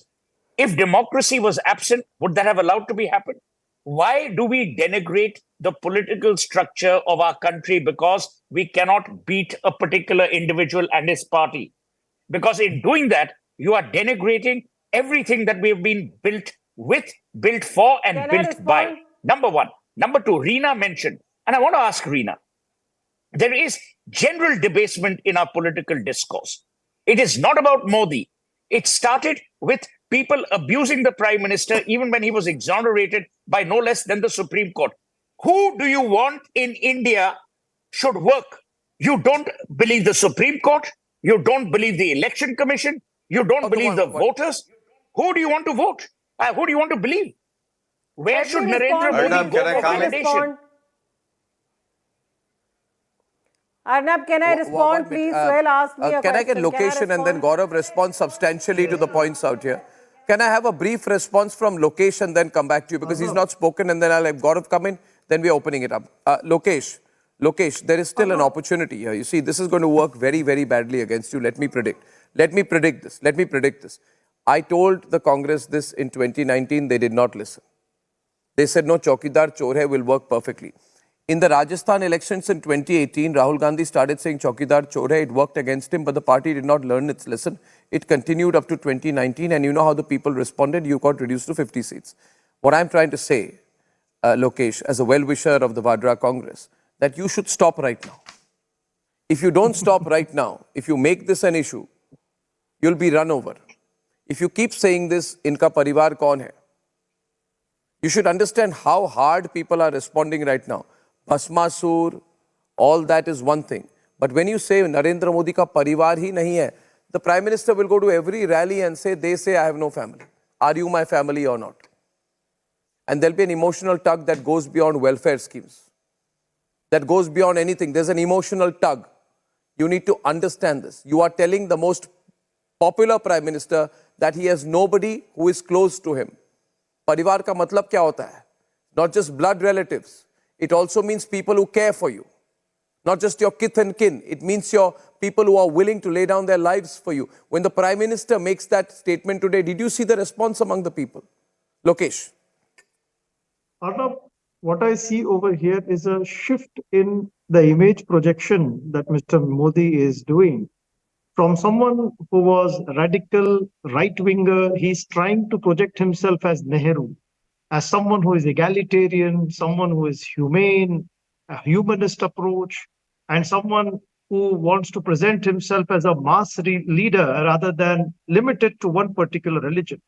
But the question is, does the ideological basis on which he's trying to project himself so support his kind of narration that he is up to? The answer is no. There are a lot of sections in society who have been alienated since the last 10 years of the regime, and they still are. So in fact, this entire narration of Modi ka Parivar is going to backfire because since 2014, Parivarvad was an arsenal that was very much used, politically exploited by the BJP. And now Mr. Lalu Prasad Yadav has played a wonderful stroke because he brought the BJP in his pitch. And with BJP acknowledging Modi ka Parivar, acknowledging that, okay, fine, we are also a Parivar, that the very arsenal of Parivarvad has become dysfunctional now. Now Modi ji would have to have a lot of challenges. Bhai is परिवार में अब question पूछा जाएगा कि भैया मौसा कौन है, बुआ कौन है. अब वो गौतम गंभीर, हर्षवर्धन गोयल जो परिवार से निकल गए, अब जो भी लोग परिवार से जुदा हो रहे हैं, अभी भाई परिवार किसी का तो बदलता नहीं है. हमारे गौरव भाटिया जी किसी टाइम पे समाजवादी परिवार के थे और अब जो है परिवार बदल लिया इन्होंने. भाई पार्टियां बदलती है, परिवार नहीं बदलता. And this form of a narrative, Modi ka Parivar, is something very different from maybe Chaukidar and other forms of narratives that had been set. It is not going to work politically at all. And let me tell you, this is one narrative that's going to be unsuccessful. It will be a damn squib. I think that I understand what you're saying. And before Gaurav responds, I want a 30-second intervention. Viewers, I remember before the last elections when the word Panauti was being used and they put out memes saying Panauti-e-Azam, Panauti tum kab jaoge. It looked like some overgrown children who have no idea of India, society, governance or politics were sitting and making memes and thinking they'll influence an election. You know what happened after that and how the Congress lost. Having said that, it's quite clear to me, Gaurav, that instead of trying to turn back, the opposition is digging its heels in and is saying tonight that they have made you respond. They say Modi ka Parivar is a response by you to their brilliant campaign ki Modi ka koi parivar nahi hai. They are looking at this as a reaction and that reaction to be an acknowledgement of the success of their negative campaign. Gaurav. So Arnab, the opposition is not digging their heels in, rather they are digging their grave. And I will tell you why. Lokesh admitted that maybe Chaukidar was a very successful campaign because this one is not. But I will tell you, we must remember there is a line that I am using and it very aptly summarizes the attitude of the opposition and the people of the country. जब जब विपक्ष ने दी है मोदी जी को गाली, जनता ने कर दी है इनकी झोली खाली. And I will tell you why. You know, this is not about playing victim card. This is also not about invoking that are you my parivar. More importantly, This is about the respect that Narendra Modi ji has earned in the last 10 years, and the citizenry of the country relates to him as a leader. They look up to him. Now, when you make this comment against the Prime Minister of the country, do you know who you are targeting? You are targeting every person who respects and reveres Narendra Modi ji. And that is why this sense of being deeply hurt for the citizens. And they will come back to you when the elections results are out.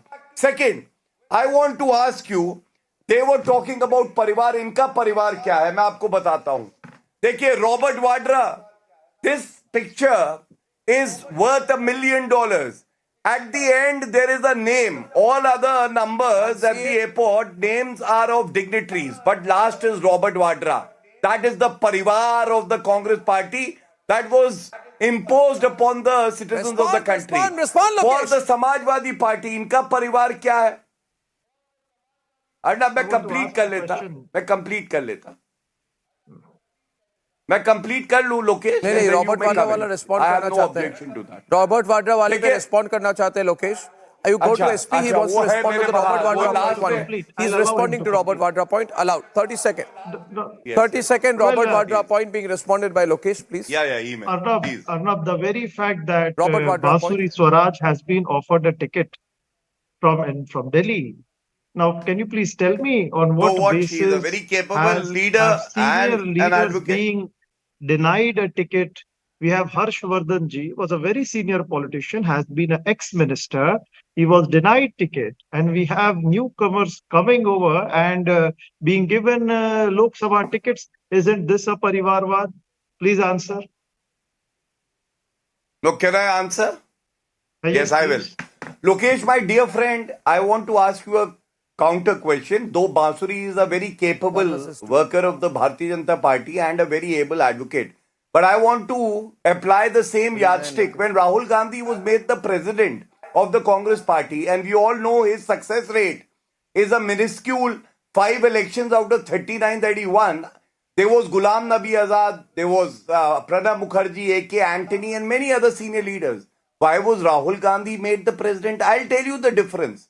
In our party, never has there been an occasion when two persons from the same parivar, they have been made the prime minister. Please don't interrupt, Lokesh. That's not a good. To answer. You have asked a question. No, that's not a good debating style. I'm responding to your answer. You are only going to give an answer. You first grasp the Lokesh, to be fair, he heard the entirety of your argument and then responded. Yeah. They don't hear. They hate when we speak the truth. Okay, I'll show you the mirror. Narendra Modi ji and Atal Bihari Vajpayee ji, they are not from the same family. And since the inception of the Bharatiya Janata Party, we have never seen two presidents from the same parivar. But I will tell you, out of the 55 years that the Congress has ruled, 40 years, the Gandhi parivar has ruled the country. I asked you a simple question about Robert Vadra. What made him so entitled that his name be there and he'll not be frisked? Reena. You didn't answer. No. Take the answer. 1 versus 2, I said. Aditi, come on. Reena and Lokesh, please. On the screen. 1 minute. 1 minute.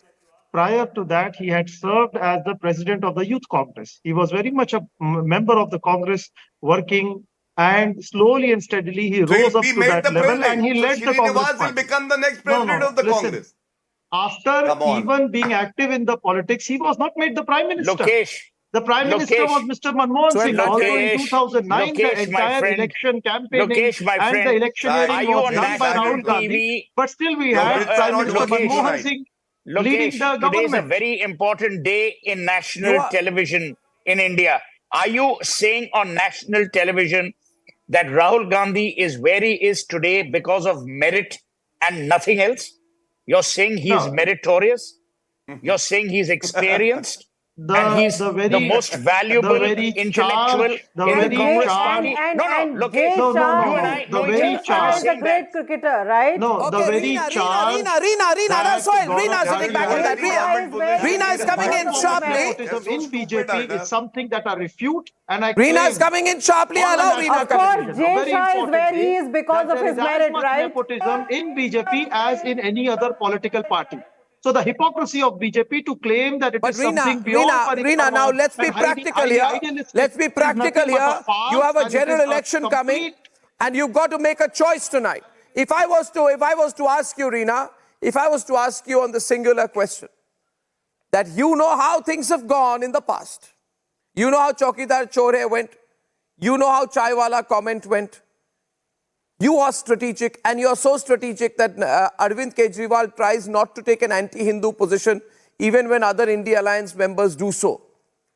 Would you support this personal attack on the Prime Minister saying, Narendra Modi ka koi parivar nahi hai? Are you also going to join the group of parties who say Narendra Modi ka koi parivar nahi hai? Or would you rather say that that was a wrong comment? Let's stop attacking him personally. Make this about issues.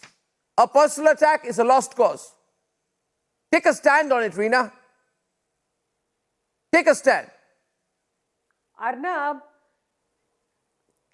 Arnab, Bharatiya Janata party के पैरों के नीचे से जमीन खिसक रही है. Look at Delhi.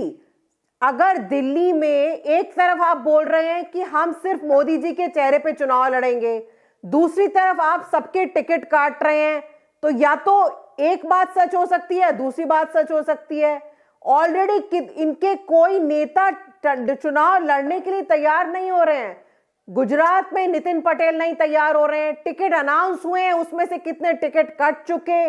So it is very clear, Arnab, that they are on very shaky ground. And they know that the youth of the country, the farmers of the country are rising and asking questions. कि 10 साल जुमलेबाजी कर ली, 10 साल बेवकूफ बना लिया, अब कोई बेवकूफ नहीं बन रहा है. अब लोग पूछ रहे हैं कि आप भ्रष्टाचार करते रहते हैं, फिर आपने अशोक चौहान को क्यों ज्वाइन करा लिया, फिर आपने हेमंत विश्व शर्मा को क्लीन सर्टिफिकेट दे दिया, शुभेंदु अधिकारी को क्लीन सर्टिफिकेट दे दिया, किसी की ईडी की फाइल्स खो गई.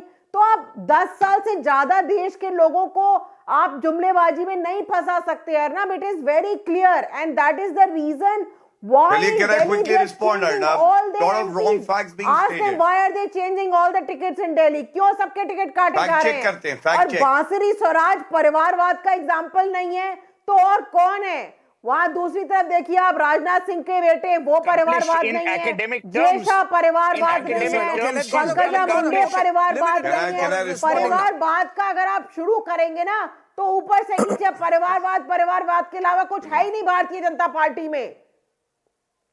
कभी अपने गिरेबान में झांक के देखें कैसे इस तरह से सफेद झूठ ये बोल लेते हैं. ताज्जुब होता है इस बात का. ऊपर से नीचे लेकर सारा परिवारवाद और बाकी सारी पार्टियों का भ्रष्ट कूड़ा करकट जो है वो भारतीय जनता पार्टी में ज्वाइन कर लिया है. I gave you a full 2.5 minutes uninterrupted on this one. He's saying that, get your point here. She's saying, Gaurav, that you may want to make Modi ka parivar a campaign, but you are on soft ground. I'll respond. You are on soft ground on the issue of parivarvad. She's linking the Modi ka parivar to parivarvad per se. Yes, Gaurav. Okay, let me respond. Let the viewers decide whether I am on a firm ground or a soft ground. First, इन्होंने कहा इनके पैरों के नीचे जमीन नहीं है, तो मैं भी अर्ज करूंगा, पापी आपके पैरों के नीचे जमीन नहीं है, गजब ये है फिर भी इन्हें यकीन नहीं है. And we are weak. Arnab, do you know Delhi? I will only talk about Delhi. 2 Lok Sabha elections, 2014 and 19. Do you know?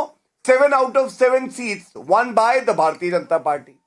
We are weak as per the AAP spokesperson. But they enter into an alliance with Congress. Ticket क्यों कटा? मीनाक्षी लेखी का ticket क्यों कटा? बेचारे हर्षवर्धन जी का ticket क्यों कटा? verbal diarrhea. इस बात का जवाब दो ना. Suffering from verbal diarrhea and I will Delhi में wait for my turn. अगर मोदी जी के नाम पे चुनाव लड़ना है तो किसी को खड़ा कर दीजिए. Let him complete now. Reena, let him complete. I know the election is coming close. I know it's going to get hot. Gaurav. Okay. It's so much fun. No personal things, please. We've gone well so far. It's 46. Great debate. Arnab, 1 minute. Gaurav, continue. We'll let a rebut from Abbas. I will make a very pointed rebuttal. ठीक है. They say that, we are weak. I want to ask you, Arnab, in Delhi, we are contesting all 7 seats. They have entered into an alliance and Arvind Kejriwal had said, Sonia Gandhi ko jail jana chahiye. Arvind Kejriwal had said, मैं अपनी बीवी की कसम खाता हूं, मैं कांग्रेस से समर्थन नहीं लूंगा. But the most objectionable part, Arnab, of Lalu Prasad Yadav's statement is what? Do you know? उसने कहा नरेंद्र मोदी जी की कितनी संतान है. Arnab, listen, please ask her to be quiet. It is none of my business or it is not anybody's business to ask Lalu Prasad Yadav की कितनी संतानें हैं, अरविंद केजरीवाल की कितनी हैं. अरे judge a leader by the substance that he offers to the people, the hard work that he put in. किसकी कितनी संतानें हैं, इससे तुम इलेक्शन जीतोगे. इलेक्शन जीतोगे नहीं, जमानत जब्त हो जाएगी. They will this time create a record of sorts by forfeiting deposit in the maximum number of constituencies. People will give them a befitting response. Arnab, Can't hear you. Abbas. Arnab, जब इनके पास तर्क नहीं होता है तो ये ट्रक के पीछे लिखी हुई शायरी पढ़ देते. मैं भी एक शेर पढ़ना चाहूं. देख जिंदा के परे रंग चमन जोश बहार, देख जिंदा के परे रंग चमन जोश बहार. आपकी तो पंचर साइकिल, आप ट्रक के पीछे कहां लग गए? ट्रक से बच के चलिएगा, साइकिल टूट जाती है जैसे आपकी टूट गई. टायर हो जाएगा पंचर, हवा निकाल गई, हवा निकल गई. Afzal Ansari has come with a pump. इनके फटे टायर में हवा भरने के लिए अफजल अंसारी मिला है. बताना पड़ेगा क्या? मतलब बताना पड़ेगा. अरे आप अपना परिवार नहीं संभाल पाए. This is not right. Akhilesh remove Mulayam Singh Yadav from the post of president. Shivpal Yadav also left the party and you were teaching us about परिवार. आप तो यादव परिवार नहीं संभाल पाए. Okay. Can you answer one question? Can I ask you a question? तब मैं एक जिम्मेदार पार्टी के पद पे था. So don't tell me about this. Not let's stick to the debate. Why couldn't you ever find a person outside the Yadav परिवार to become the president of Samajwadi Party? Since inception. Can you tell us? ये बताइए ना. कौन जानता था आपको? अरे मेरी बात छोड़िए. यादव परिवार का गला बचाने वाले मेरे फादर और मैं हैं. इससे बच जाइए. बड़ों के बीच की बात को रहने दीजिए. चादर हटाएंगे तो आप नंगे हो जाएंगे. Remember that. एहसान फरामोश वो व्यक्ति है जिसकी गर्दन बचाई है मैंने. समझ गए? अपने मालिक के पास जाके पूछना, आपके मालिक को किसने बचाया था, पता चल जाएगा आपको. Who was Akhilesh Yadav's advocate? Please ask him. And I have a lot of respect for Mulayam Singh Yadav ji. Okay. So I will not say anything. But Akhilesh Yadav की गर्दन बचाई किसने, ये पूछिएगा. अगर आपको एंट्री मिल जाए उनके घर में कभी, वरना चाय पकड़ के बैठिए, चाय पीजिए. Abbas, let Abbas continue. This is going personal. I don't like it. Abbas, louder Abbas. Can't hear you. No, देखिए बेसिक चीज ये लोग जो है ना, इनको सिर्फ सत्ता चाहिए. सत्ता के लिए किसी हद तक गिर सकते हैं. ये भूल जाएंगे किसकी वजह से यहाँ पे बैठे हैं. ये भूल जाएंगे कि किसने किसको कहाँ तक पहुंचाया. बाप को कुर्सी से हटा दिया, पिताजी को धक्के मार के हटाया. औरंगजेब के बाद कोई है तो वो अखिलेश है. Do you know that? किसने हटाया मुलायम सिंह यादव को प्रेसिडेंट की पोजीशन से? Because I'm ending with a question. किसने हटाया बताओ? I'm ending with a question here. This is completely no, Reena. This has gone south in a different direction. All I'm saying is, viewers, do you believe that the opposition needs to retract? Because I get a sense. I may be right, wrong. I'm usually not wrong about these things. I get a sense that the BJP will center a large part of its campaign around two things: one, Modi ki guarantee, and two, Modi ka parivar. So I think the opposition needs to formulate something more comprehensive in response to that. Viewers, great debate there. When I come back on the other side, much depends on the Tamil Nadu thrust of the BJP. If you're watching the political trends, you will see that in the last few weeks and months, the focus of the BJP has been a lot more on Tamil Nadu. But can it make a real electoral dent? In a few minutes.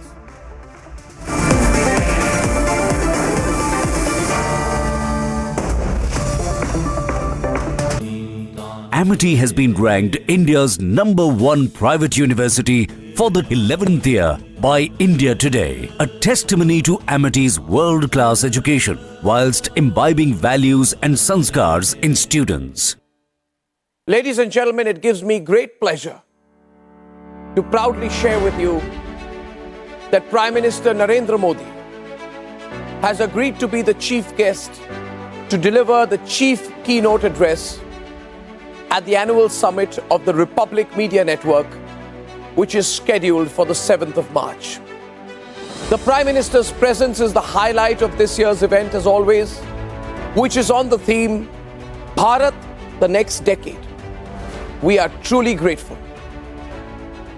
Ladies and gentlemen, I'm also extremely happy to share with you that the Honorable Home Minister of India, Shri Amit Shah, and the Honorable Finance Minister of India,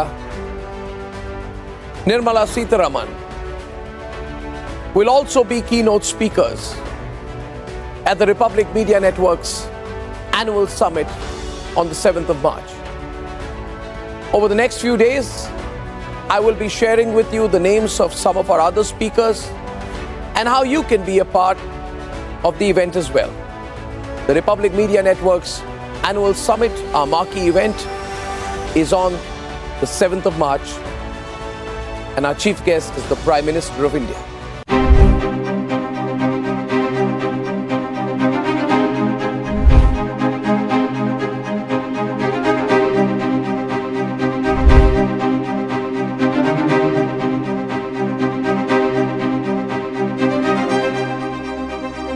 If somebody is owning, as an elected representative in democracy, a constituency for 40 years, imagine what it should have been by today.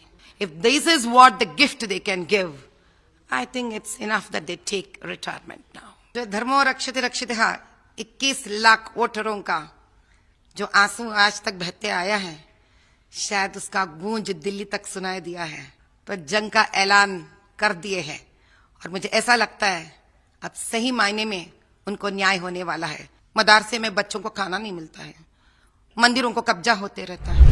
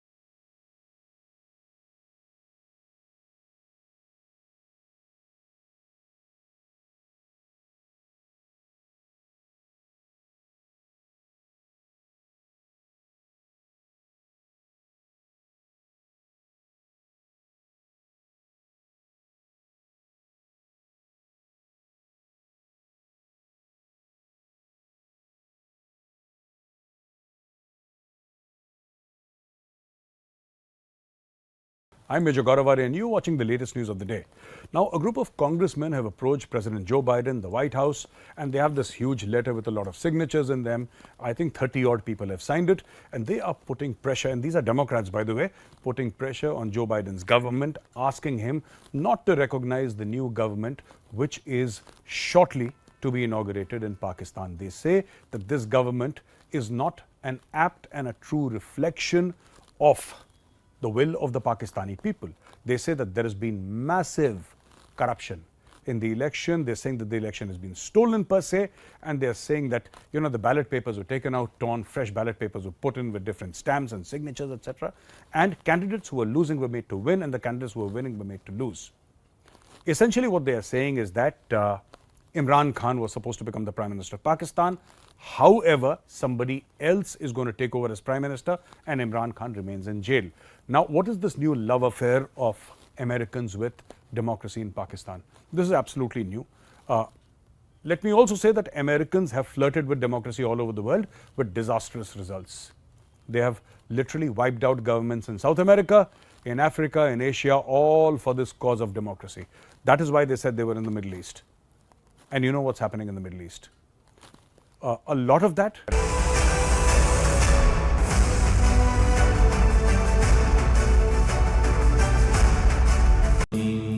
Amity has been ranked India's #1 private university for the 11th year by India Today, a testimony to Amity's world-class education, whilst imbibing values and sanskars in students.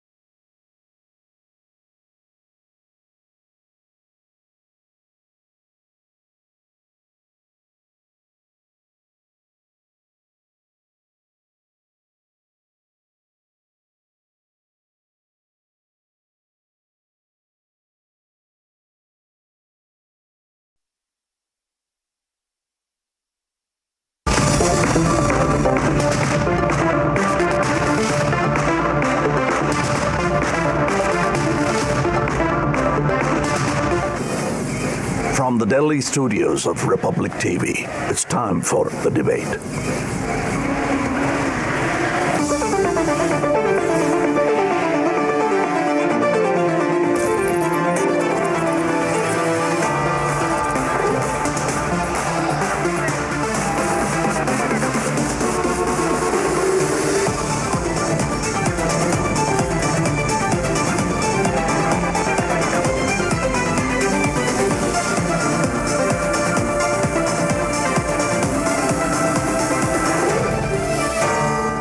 Goswami on the debate at 10, powered by Reva University, Quick Heal Secrite, Green Lamp, Policy Bazaar, co-powered by 99acres.com, SBI General Insurance.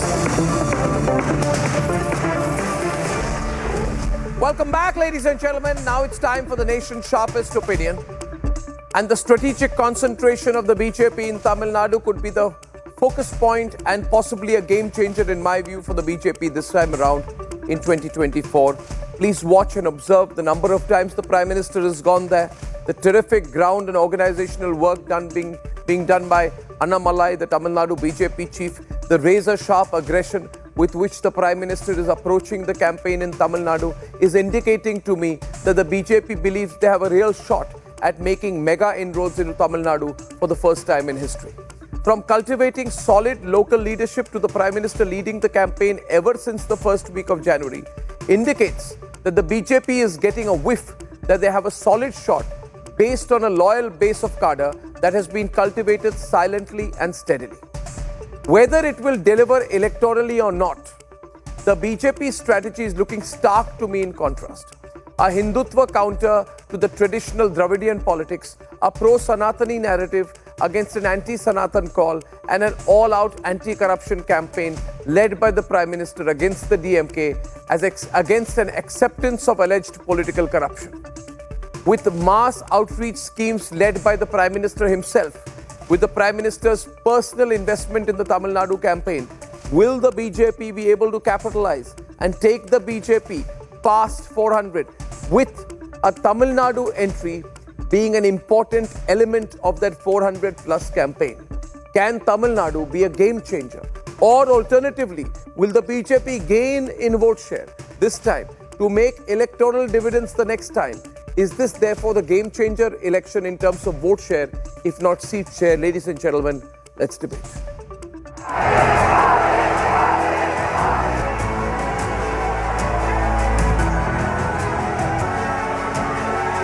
Prime Minister Modi is leaving no stone unturned in his Tamil Nadu outreach.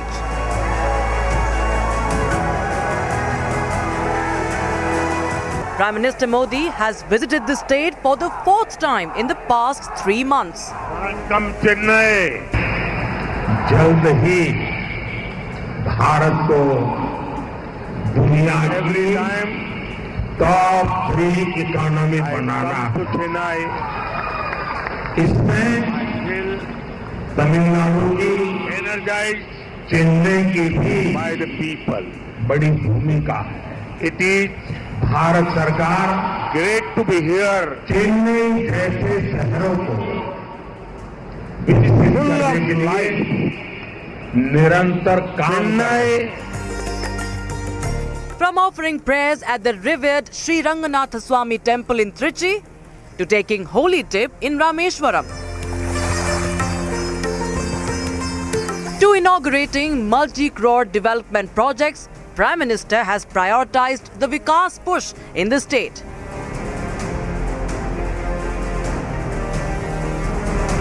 ये DMK के लोग सोच रहे हैं कि अगर पैसे नहीं तो कम से कम इन कामों का क्रेडिट ही खा सके, लेकिन उसमें भी उन्हें सफलता नहीं मिल रही. All this even as BJP is without a major alliance partner in a state where it struggles to increase its vote share. Can the BJP make inroads in Tamil Nadu? Let's debate.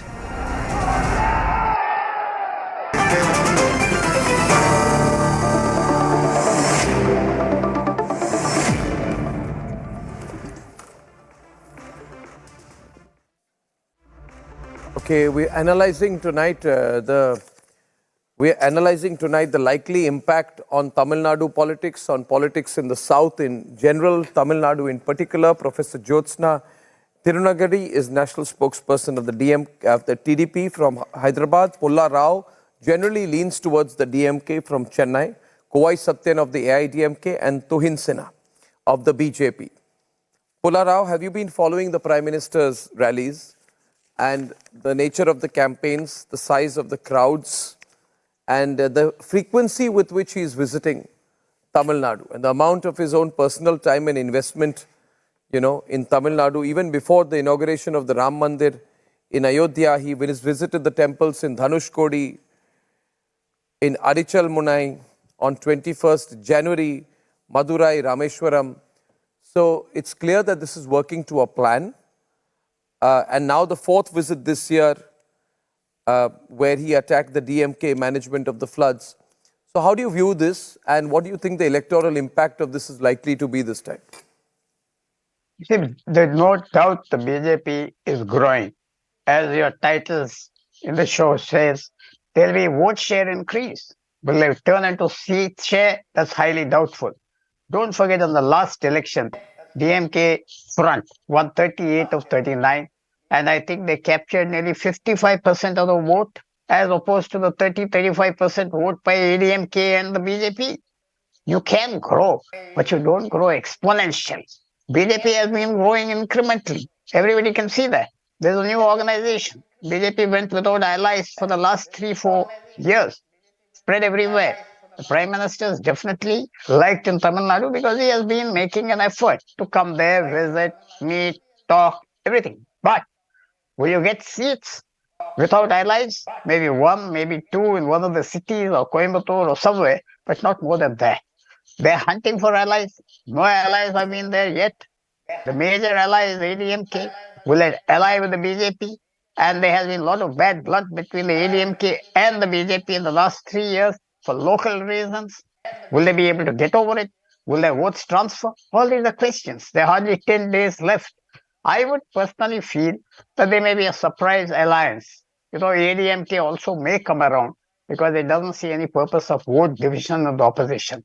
But to think, yes, You also said, will this help in the future elections 2029? Yes.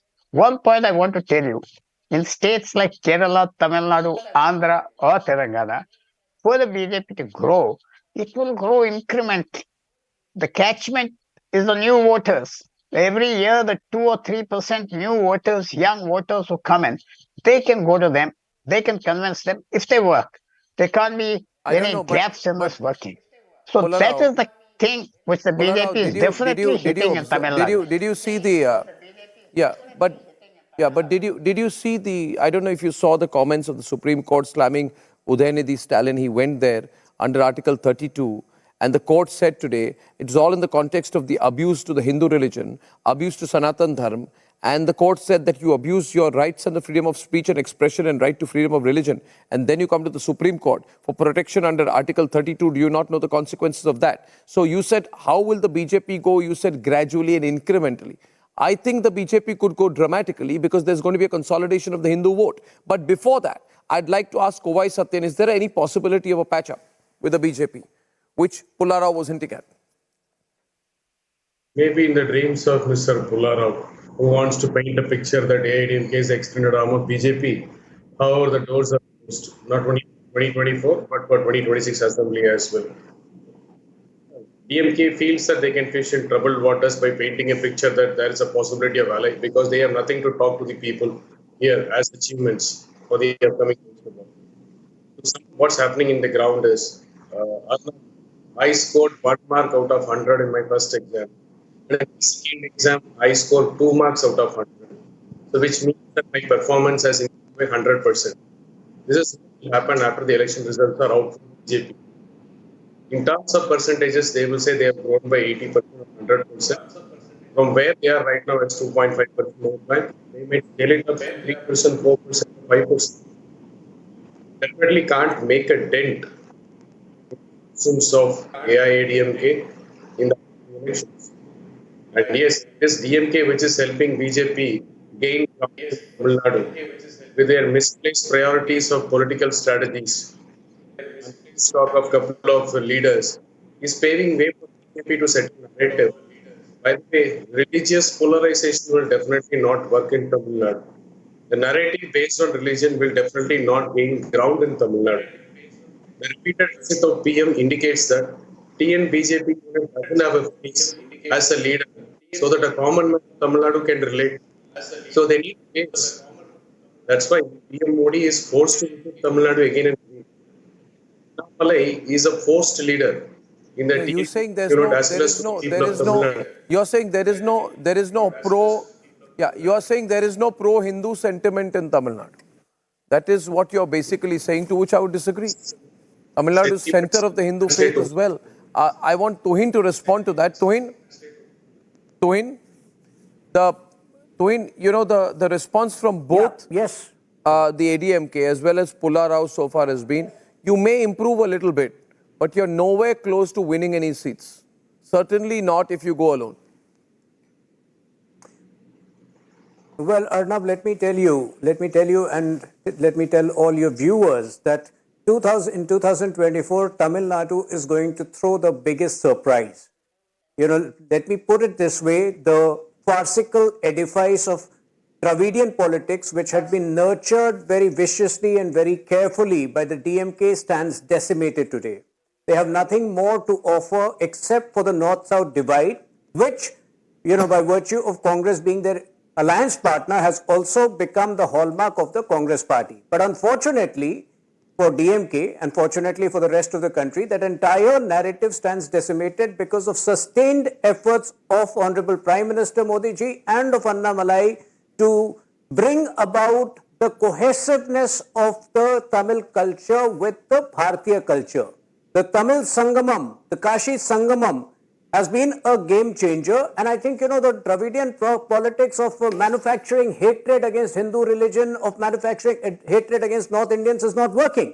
In the last 6 or 7 months, if you look at some of the ludicrous statements, preposterous statements of DMK leaders, forget the Hindu religion. They have not even spared people from Nagaland. One of the ministers called people from Nagaland dog eaters. This is how they behave with the rest of the country.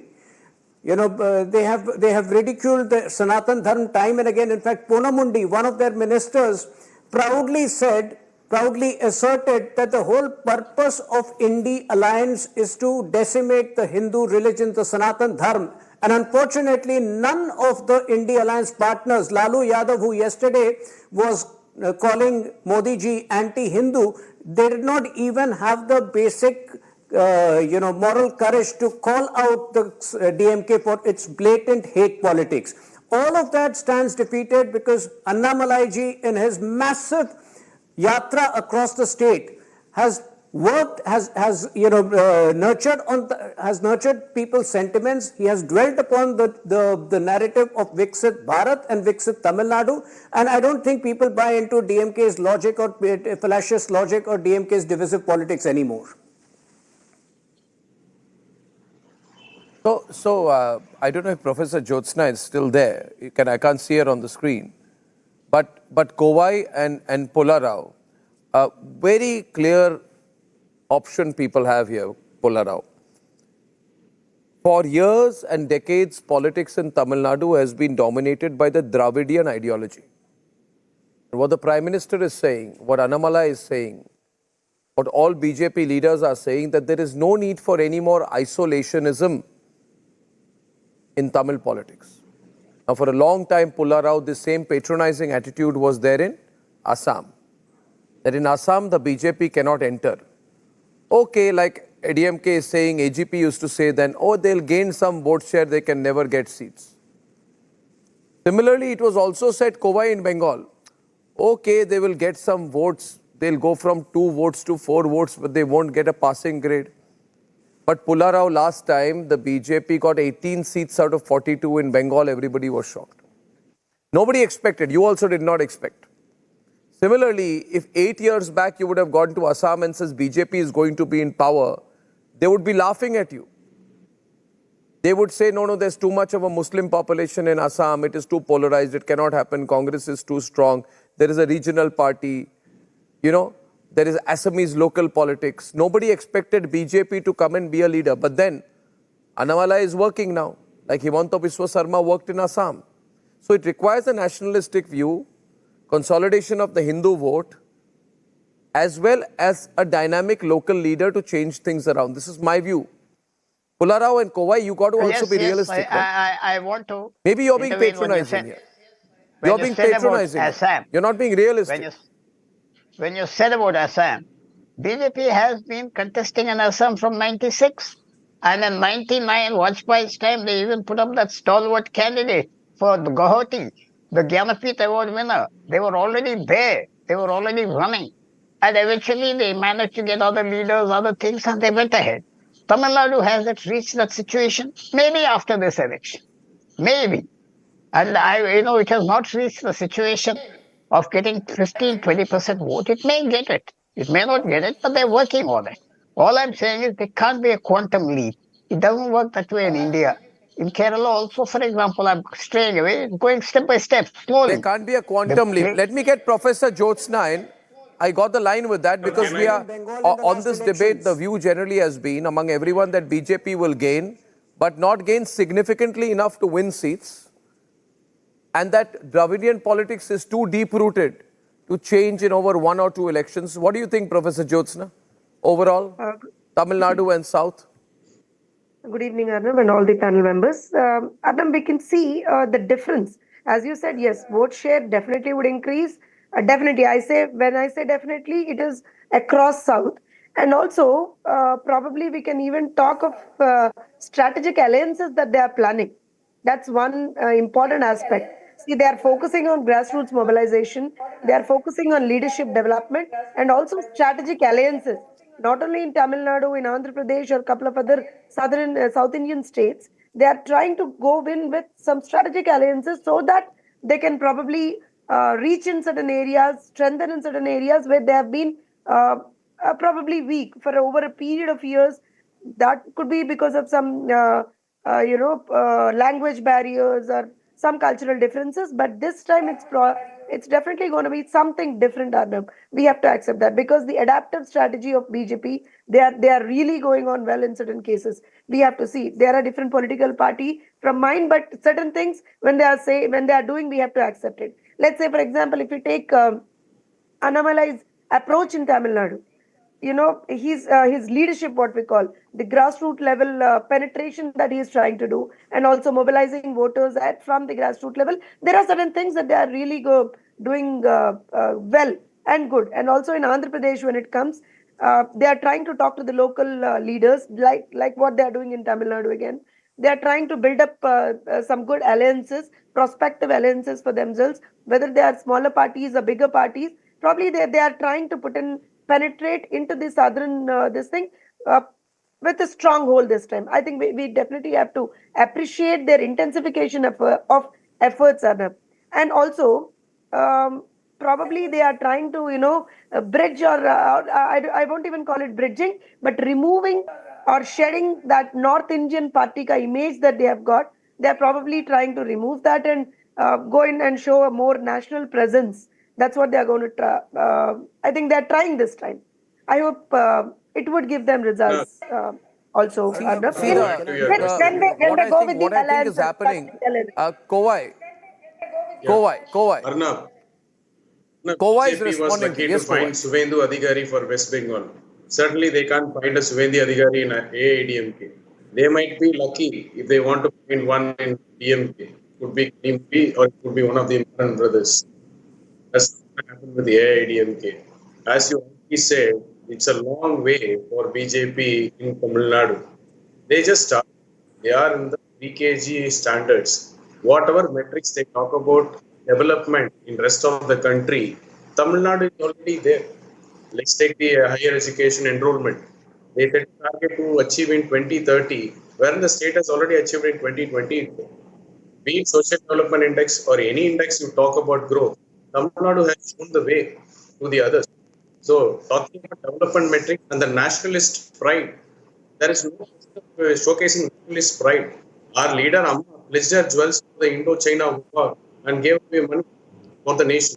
So when it comes to showcasing national pride, AIDMK is no lesser than anybody in BJP. But what's more important is how relevant is BJP in the state of Tamil Nadu and how relevant are Tamil Nadu BJP unit leaders for the common man of Tamil Nadu. Till now, they have not found a leader who can associate themselves with the common man. That's the reason why Annamalai has to walk the horizontal and vertical of Tamil Nadu to place You don't think in the minds of Annamalai Tamil Nadu measures people. up?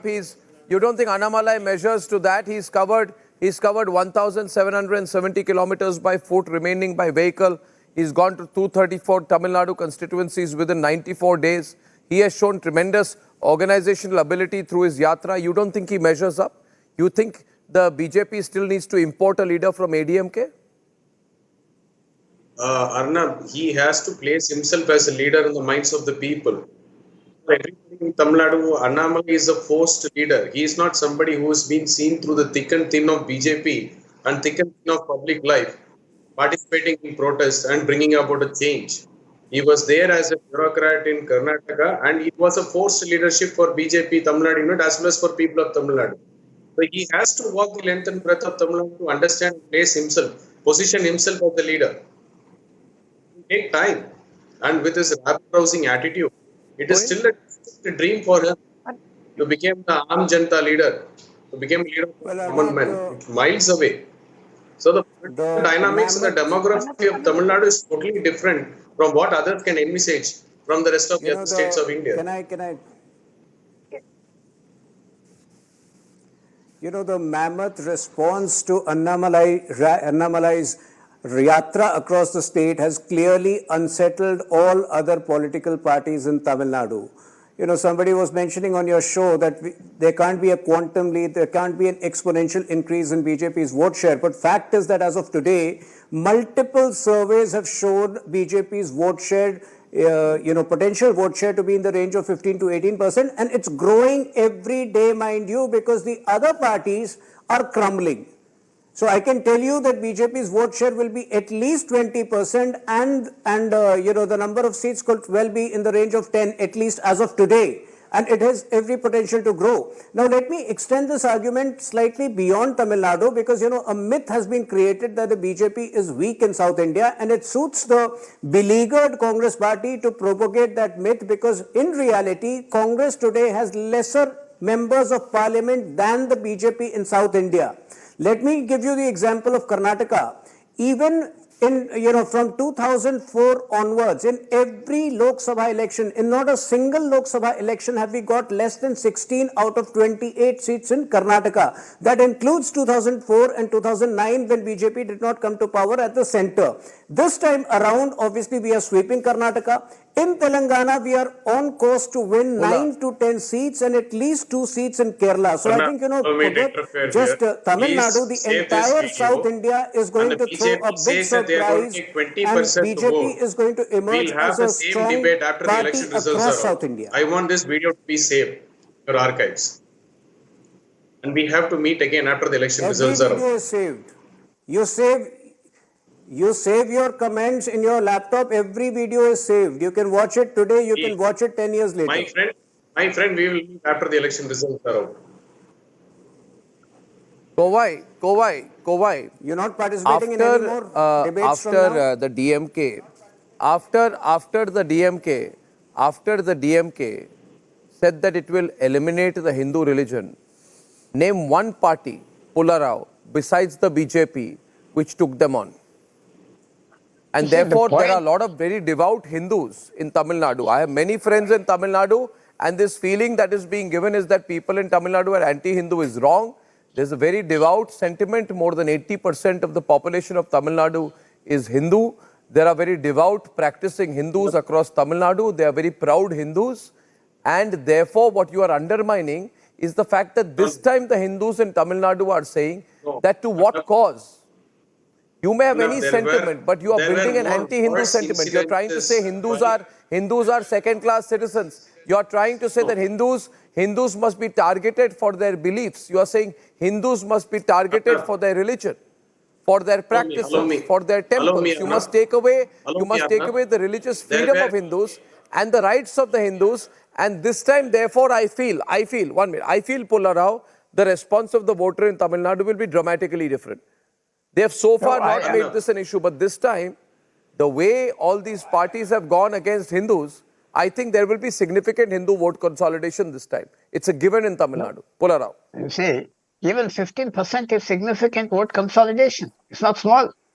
Nitish Kumar has been ruling Bihar for the last, no government forms without him for the last 20 years, and he gets only 15% of the vote. Getting 15%, there's no such, I agree with you, there's a Hindu vote, they're very devout, there's 60,000 temples in Tamil Nadu, but all I'm saying is politics and religion perhaps run on parallel tracks. They don't mingle as much for various other reasons, historical reasons. It will take time for this kind of thing to go. That's why I said the catchment voters, I want Mr. Tuhil to listen, are the younger voters. Who are not being repeatedly and habitually voting for the DMK, ADMK or Congress. This is a new flag. And I don't agree that Ramal is as good a leader as they come. He's no less than the others. And whether he is imposed, then I don't want to go to history and run ourselves down. Every leader is partially imposed. Partially. All of them. Whether they grow under Jayalalitha's shadow or under DMK under another shadow. So that I don't agree, but it takes time. I stand by my thing that it takes time. 15% vote is a very big vote. But Pularao, the BJP stood just second in 5 Tamil Nadu constituencies. Right. You have to look at the trend. And also the Congress is much weaker this time. The Congress is much weaker. This time. I'm comparing to 2019 elections. See, 2019 elections, the ADMK was part of the BJP front. The ADMK was part of the BJP front. Don't forget that. That's why I said in the start of my remarks, will there be an alliance? Will there won't be an alliance? If there's an alliance, it may take a different turn. It may, add 2 plus 2 may become 5. If there's no alliance, then there's, as I said, slow and steady, incremental gains. Arnab. I think it's in the ADMK's interest to have an alliance. What do you think, Professor Jyotsna? The ADMK will be watching this for everything Kowai says. No, the thing is, even last time, as Pularao sir has very rightly quoted, Arnab, last time the one seat they won was when they were in alliance with BJP. That they have to understand. And yes, but one thing when the representative from ADMK was talking about Annamalai and all the BJP thing, I thought we should accept one thing about them, Arnab. They are really challenging the dominant political narratives in Tamil Nadu. BJP is challenging that. Even in 2019, they did that. And now, this time, they are very strongly challenging the very dominant political narratives there. Like what we have, earlier I have quoted about it. Arnab, whether like the North Indian party stand or, BJP wahan nahi rahega. Tamil Nadu mein BJP nahi aa sakta because it's completely different. Yahan pe the things are going to be only on two parties side, or they are truly going on a different line. They are really challenging those, I think, traditional thought processes there. Especially the selection of the candidature of them this time is really good. We should accept that. They have a proper procedure for that. They are deploying 2 leaders per constituency for in-depth discussions there. They are going to the cadre and asking. In fact, we in Andhra Pradesh also, we from TDP and Janasena, we have done the same thing. We have almost asked 1.3 crore people who are the candidates. Like in each constituency, we have asked them. Personally, we have asked the people, the voters there itself, that which candidate you want. Probably they are doing the same thing there also. I'll add one thing to that. I'll add one thing to that, Professor Jyotsna. I'll add one small thing to that. I also believe, and I had the privilege, Pularao, of doing 3 long interviews with J. Jayalalitha when she was at her peak, when she was Chief Minister, when she was not with the government, when she was with the government at the center over the years. And I can tell you one thing. There is a very strong nationalist sentiment in Tamil Nadu. And that is one of the reasons a lot of people in Tamil Nadu and across the country admired Jayalalitha. In fact, she would give the BJP a run for its money in terms of her spirited nationalism. Now, where does that sentiment go? That nationalist voter, where does that nationalist voter go? You can say they will go to the ADMK or the DMK, but entirely possible that the nationalist voter, the proudly nationalist voter, and the pro-Hindu voter in Tamil Nadu may go with the BJP. Arnab, that's my sentiment. I may be wrong. I don't know enough about Tamil Nadu. One sentence, if I may. You have to reach critical mass, as I keep saying. If you reach 20%, then you may get all other voters, like a magnet. That's the critical mass. If you linger around 7, 8, 9, 10%, even voters who are inclined to you won't come. If it looks... Okay, so that is what the BJP has to show. It has reached critical mass. I think they know that. Yes, I think they know that. I think they're aware of that, and that's why they're going for the kill this time. I'll keep it short at this point. I'm going to return to Tamil Nadu soon, ladies and gentlemen. There's been a very interesting turn regarding a vessel moving from China towards Pakistan. We have a huge India-China-Pakistan debate in 30 seconds, while we keep a watch on Tamil Nadu in 2024, of course. Back in only 30.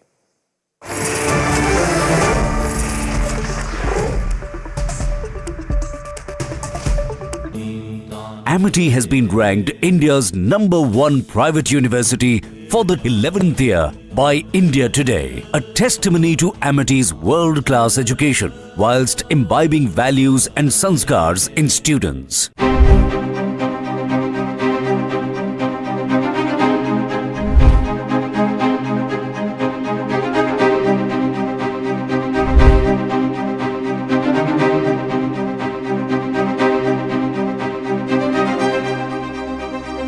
If somebody is owning as an elected representative in democracy,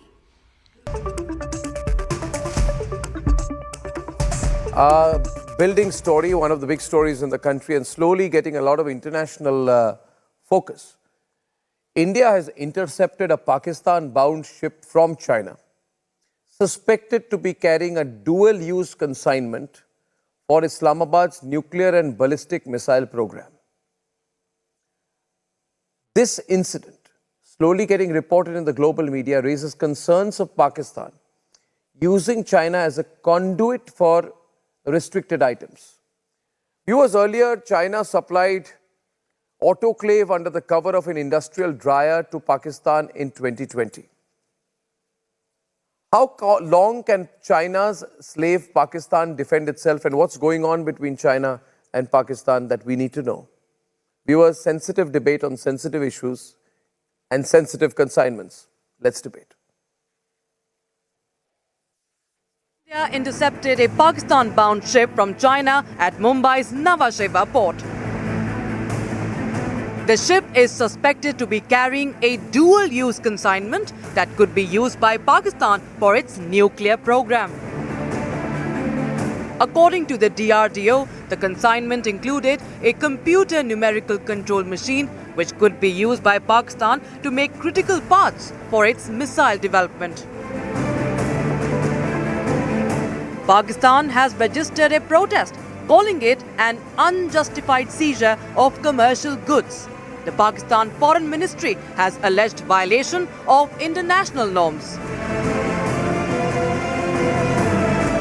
The Chinese embassy has hit back at India, calling skeptical reports not constructive.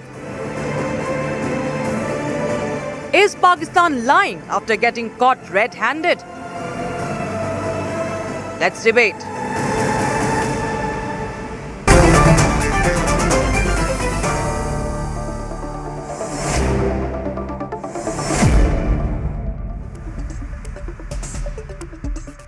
Sushant, who's a senior fellow at the ORF, is with Andrew K.P. Leung, Faraz Saeed and Dr. Sundis Mustaqim.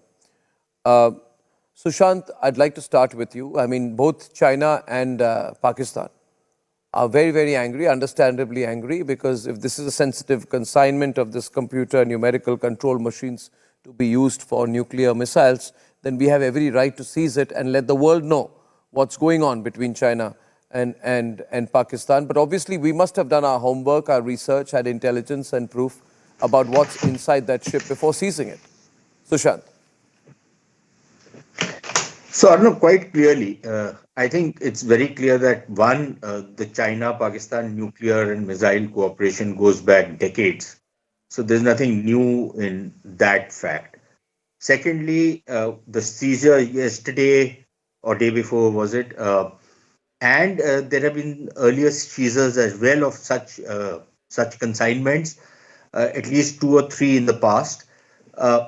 And frankly, it is very clear that this information is probably not just something which came to India from Indian sources. I would suspect that there were other intelligence inputs that were tracking this shipment, and India was able to intercept it in time. And then, of course, the ship has left the Indian shores, but the consignment has been seized. Now, the Pakistanis are claiming that this was for some kind of automobile manufacturing. I would be very interested in knowing what automobiles are being manufactured in Pakistan anyways. There's not even a single automobile manufacturing factory in Pakistan. They only assemble automobiles. The parts come from elsewhere. And this kind of material is clearly something which falls in the dual use category. And so I think under an international agreement, India was well within its rights to seize this particular consignment. And, you know, these protests which are coming from Pakistan as well as from China, from the very tone and tenor of these protests, it's very clear what they're trying to hide. So yeah, those protests are pretty pro forma. But nobody is really specifying what exactly from the Pakistani or the Chinese side, what exactly was in this shipment. Why don't they explain what exactly was the machinery they were importing? Yeah. And what exactly its use was. That explanation has not come. And clearly that explanation needs to come for this kind of material. I mean, you don't have to be a PhD to understand what this machine was going to be used for. You know, for us, this is a machine which comes under the Wassenaar arrangement. It's a violative of international arms control regimes, and all countries are signed up to it. And it is a very well-known fact that these items are restricted. Those who have dual civilian, military, and nuclear applications. North Korea, for example, has used a CNC machine in its nuclear programs. And therefore, what the Pakistanis have been trying to do is wrong. And we are duty-bound to seize it, and to defend international agreements. We are also duty-bound for us and Andrew K.P. Leung to remind China that you cannot violate these international arms control regimes for the sake of the world. Right, Andrew? So Andrew, would you like to start? I mean, what exactly is going on here? And what are you trying to do with Pakistan's nuclear program? You can be candid with us, since the material is already in Indian custody. According to the report, these consignment consists of numerically controlled instruments. Now, it is said to be dual use. That means it is not exclusively used for the production of nuclear armament. So it really depends on what the regulations, internationally agreed regulations are, because dual use is a very, very long yardstick. Let's face it, you have a knife, it can be used to cut a fruit like an apple, or you can be used to kill someone. So a knife is a dual use instrument. So it really depends on the regulations. And of course, trade between but two however, countries does it not legitimate. amount to? So it really depends on what evidence has been established to say that this is really prohibited. Andrew, Andrew, this is an assumption that is, we take that as a given when we understand that dual use, of course. But then, are you allowed to carry a knife when you board a plane in China? You're not, right? You can say that I'm carrying the knife so that I can slice through the bread and cut through the butter I may be offered while I'm flying on the plane. But will you be allowed to do that? You won't. So let's not be farcical here. We all know what's going on. The fact is that under the international arms control regimes, is it allowed? No, is under the international arms control regime, which is aimed at curbing the spread of certain items with military applications, is this allowed? Just answer, yes or no. Is this allowed? No, I'm not an expert on these regulations. You really have to look at the regulations themselves. But if the regulations say I'm saying it's not allowed. Dual-use instruments are prohibited, then I'm saying it's not allowed. You may not be an expert, but obviously the other Chinese would know. Defined.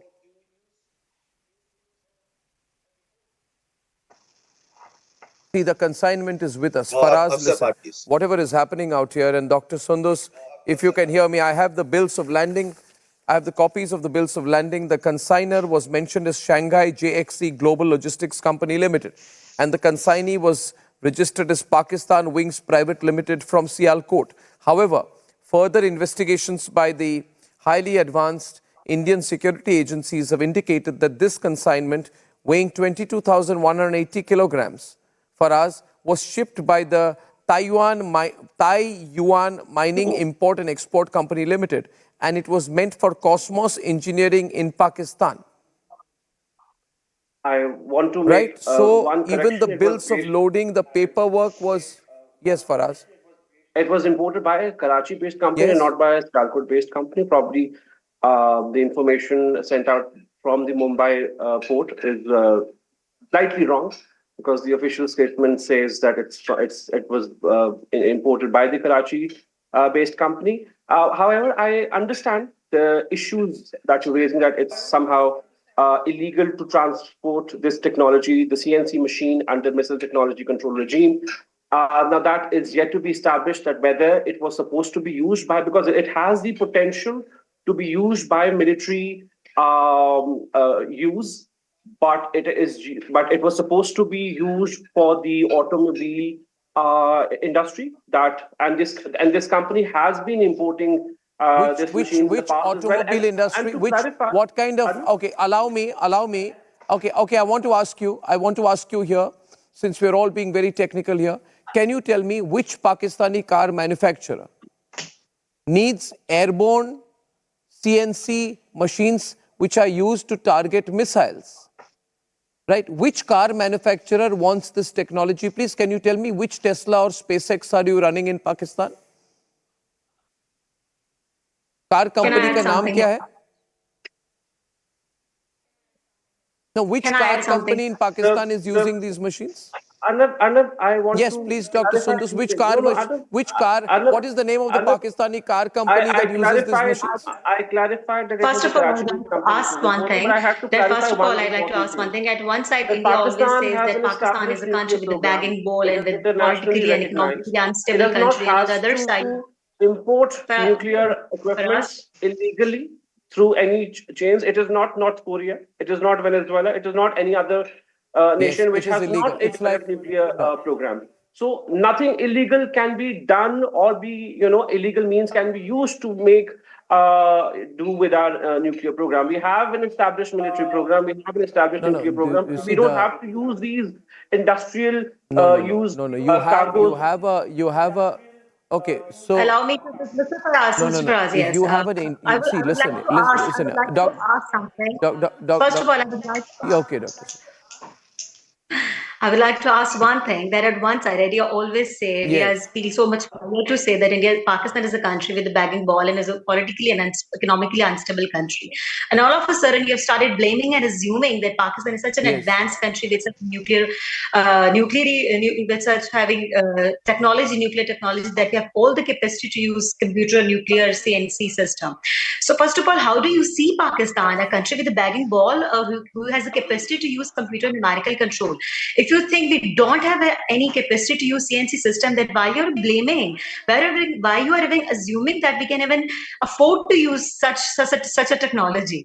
So how do you see Pakistan, by the way? Dr. Sundus, I think. Okay, so I'll respond. I'll respond to your question briefly, and then I will let Sushant respond to you in detail. Sundus, we see you as a backward and broke country, no doubt about that. And as far as your second question is concerned, when the Taliban, when the Americans left, allow me, when the Americans left Afghanistan, right, they left $80 billion of advanced equipment at Kabul airport. Did that make the Taliban a scientifically advanced government? No. You understand? So when the Afghans when they were used as minions in a global war, okay, when the Afghan warlords were given highly advanced equipment, they were given missiles. They were given missiles so they could kill each other and kill others on the behalf of the Americans and the Russians. Did that make the Afghans scientifically advanced? And you have to answer your question yourself. So, if we have something, or as a friend from Hong Kong said, if we have something, it doesn't mean that makes us as what you have been saying, that it depends on the usage of the technology. How do you use it? If you are cutting a knife, or if you are cutting an apple or a bread with the knife. So as a friend from Hong Kong just said, having a technology doesn't mean that we are technologically advanced and we are using it for something bad purpose. You are not using. The Chinese are giving you something, right, to just use you as a strategic counterweight because you owe them billions of dollars which you cannot return. So you're being used. Yeah, the case was very simple. Okay, now let me tell you one thing. Dr. Sundus, I don't want to be brazen about it. But I'll put it in very clear language. You and China were violating the rules. We have intercepted. We have taken it. We have released the ship. Right? You can't do anything about it. That's it. We've done the right thing. We follow international rules. We follow the international. We are duty bound. We are duty bound to do this. You should invite an automobile expert to even comment on CNC machine. I mean, it is the basic machine which is used in all the automobile manufacturing and assembly. You need to invite not a political commentators or geostrategic commentators, but an expert on automobiles, so the matter can be clarified. I mean, by all definitions. This CNC machine is used in every automobile company to in specifically in harsh environments. I mean, it is not a technology that is only used to build nuclear, for instance, or missiles. Name the Pakistani We need car to invite company, an which you have. automobile expert for a better debate. Name anyway. Which to make things which automobile Confidential. company do you have in Pakistan? Which large automobile company do you have in Pakistan? Name one. I mean, we manufacture. Name one local Pakistani large automobile manufacturer. We manufacture we have multiple companies that are operating out of Pakistan. You don't. Multiple global companies who are operating and who are assembling their products, who are manufacturing their products in Pakistan. No, you don't even have a single automobile manufacturer of your own. This is your reality, sir. You accept it. You can't even make scooters. Then why are you even blaming us? Then why are you Anyway, assuming I want Sushant, the Pakistanis are slightly embarrassed about this. They say we are trying to use this ballistic missile technology in the manufacture of some cars and scooters in Pakistan. The other argument made by Dr. Sundus is that we are very scientifically advanced because the Chinese are giving us this stuff. So we've become an advanced country. Would you like to respond to both? No. You are very wrong. You predicted me. Can you hear me, Arnab? Yes. Yes. Yes, sir, we can. Yes, I can. I seem to have lost the audio. We can, Sushant. Oh no, we have you loud and clear out here. Okay, so Arnab, a couple of things. Number one, I don't know what harsh environment the gentleman is talking about. But, I find it funny that somebody was to say that, are you questioning that Pakistan is not bankrupt? Well, it's very clear. Your Prime Minister said it yesterday, or your Prime Minister in waiting, or whatever he was. He said that yesterday on the floor of the Parliament, that Pakistan is bankrupt. Now, you don't need me to say that. And everybody knows that you're going around with a begging bowl around the world. Now, that's a statement of fact. That's not something which is going to be called into question. And everybody in the world knows that, yes, you are a nuclear weapons country, which is bankrupt. How are those two things contradictory? You are a country which has devoted all your resources. You have robbed your own people. You have deprived them of very basic facilities of health, education, of basic amenities, and you have poured money in your army and in your nuclear and missile defense industry. That is your focus. Your focus is not to schools. Your focus is not to build hospitals. Your focus is to develop your people's potential. Your focus is to build weapons of war. Fine, go ahead, do it. And then you will be bankrupt. And yes, you will have certain rudimentary defense technology, which is why you will import the rest from countries like China, which are in some ways rogue states, which always proliferated this technology. They've done it with the North Koreans, they're doing it with, they've done it wherever else they will find an opportunity. How are those things in conflict with each other? That I fail to understand that.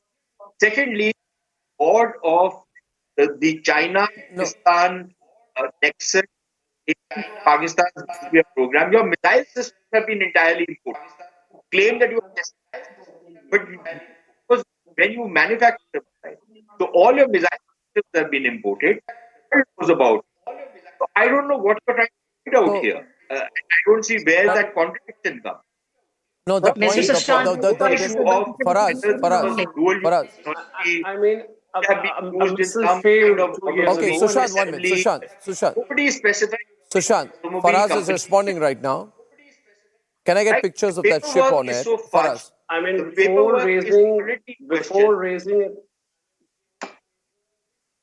raising a credibility issue in Pakistan's missile program,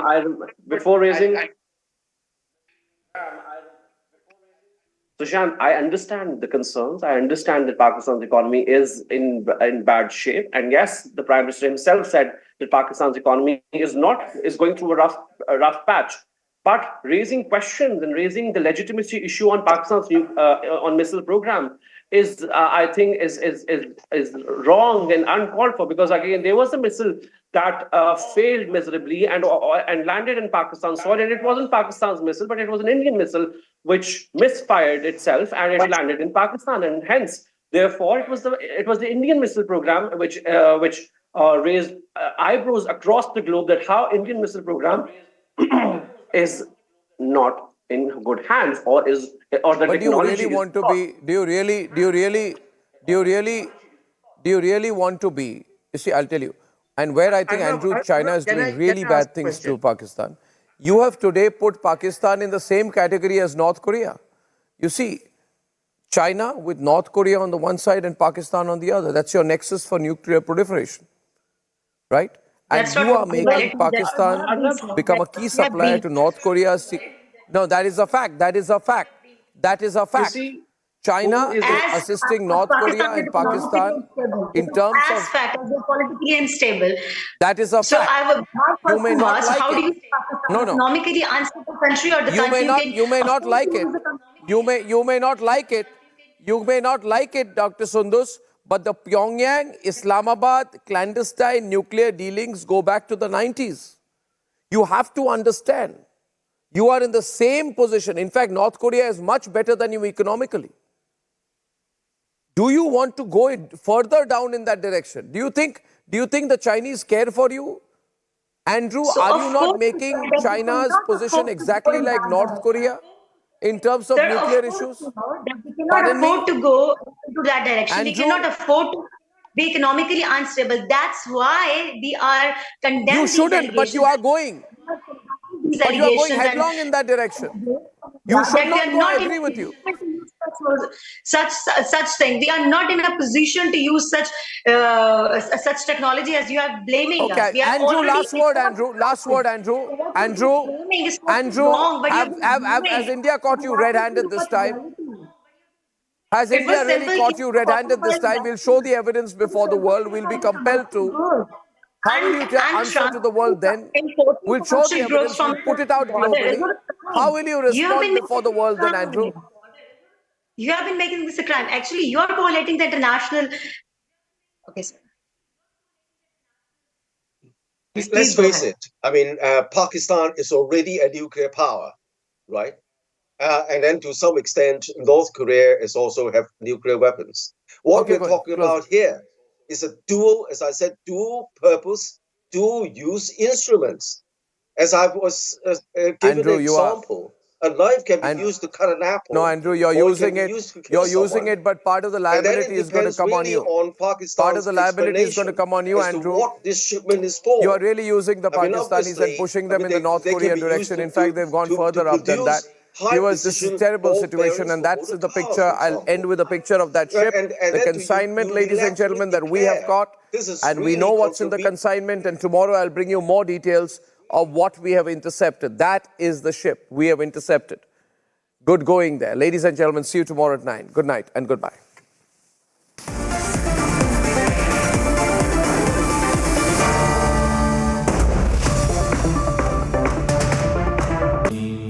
Amity has been ranked India's #1 private university for the 11th year by India Today, a testimony to Amity's world-class education whilst imbibing values and sanskars in students.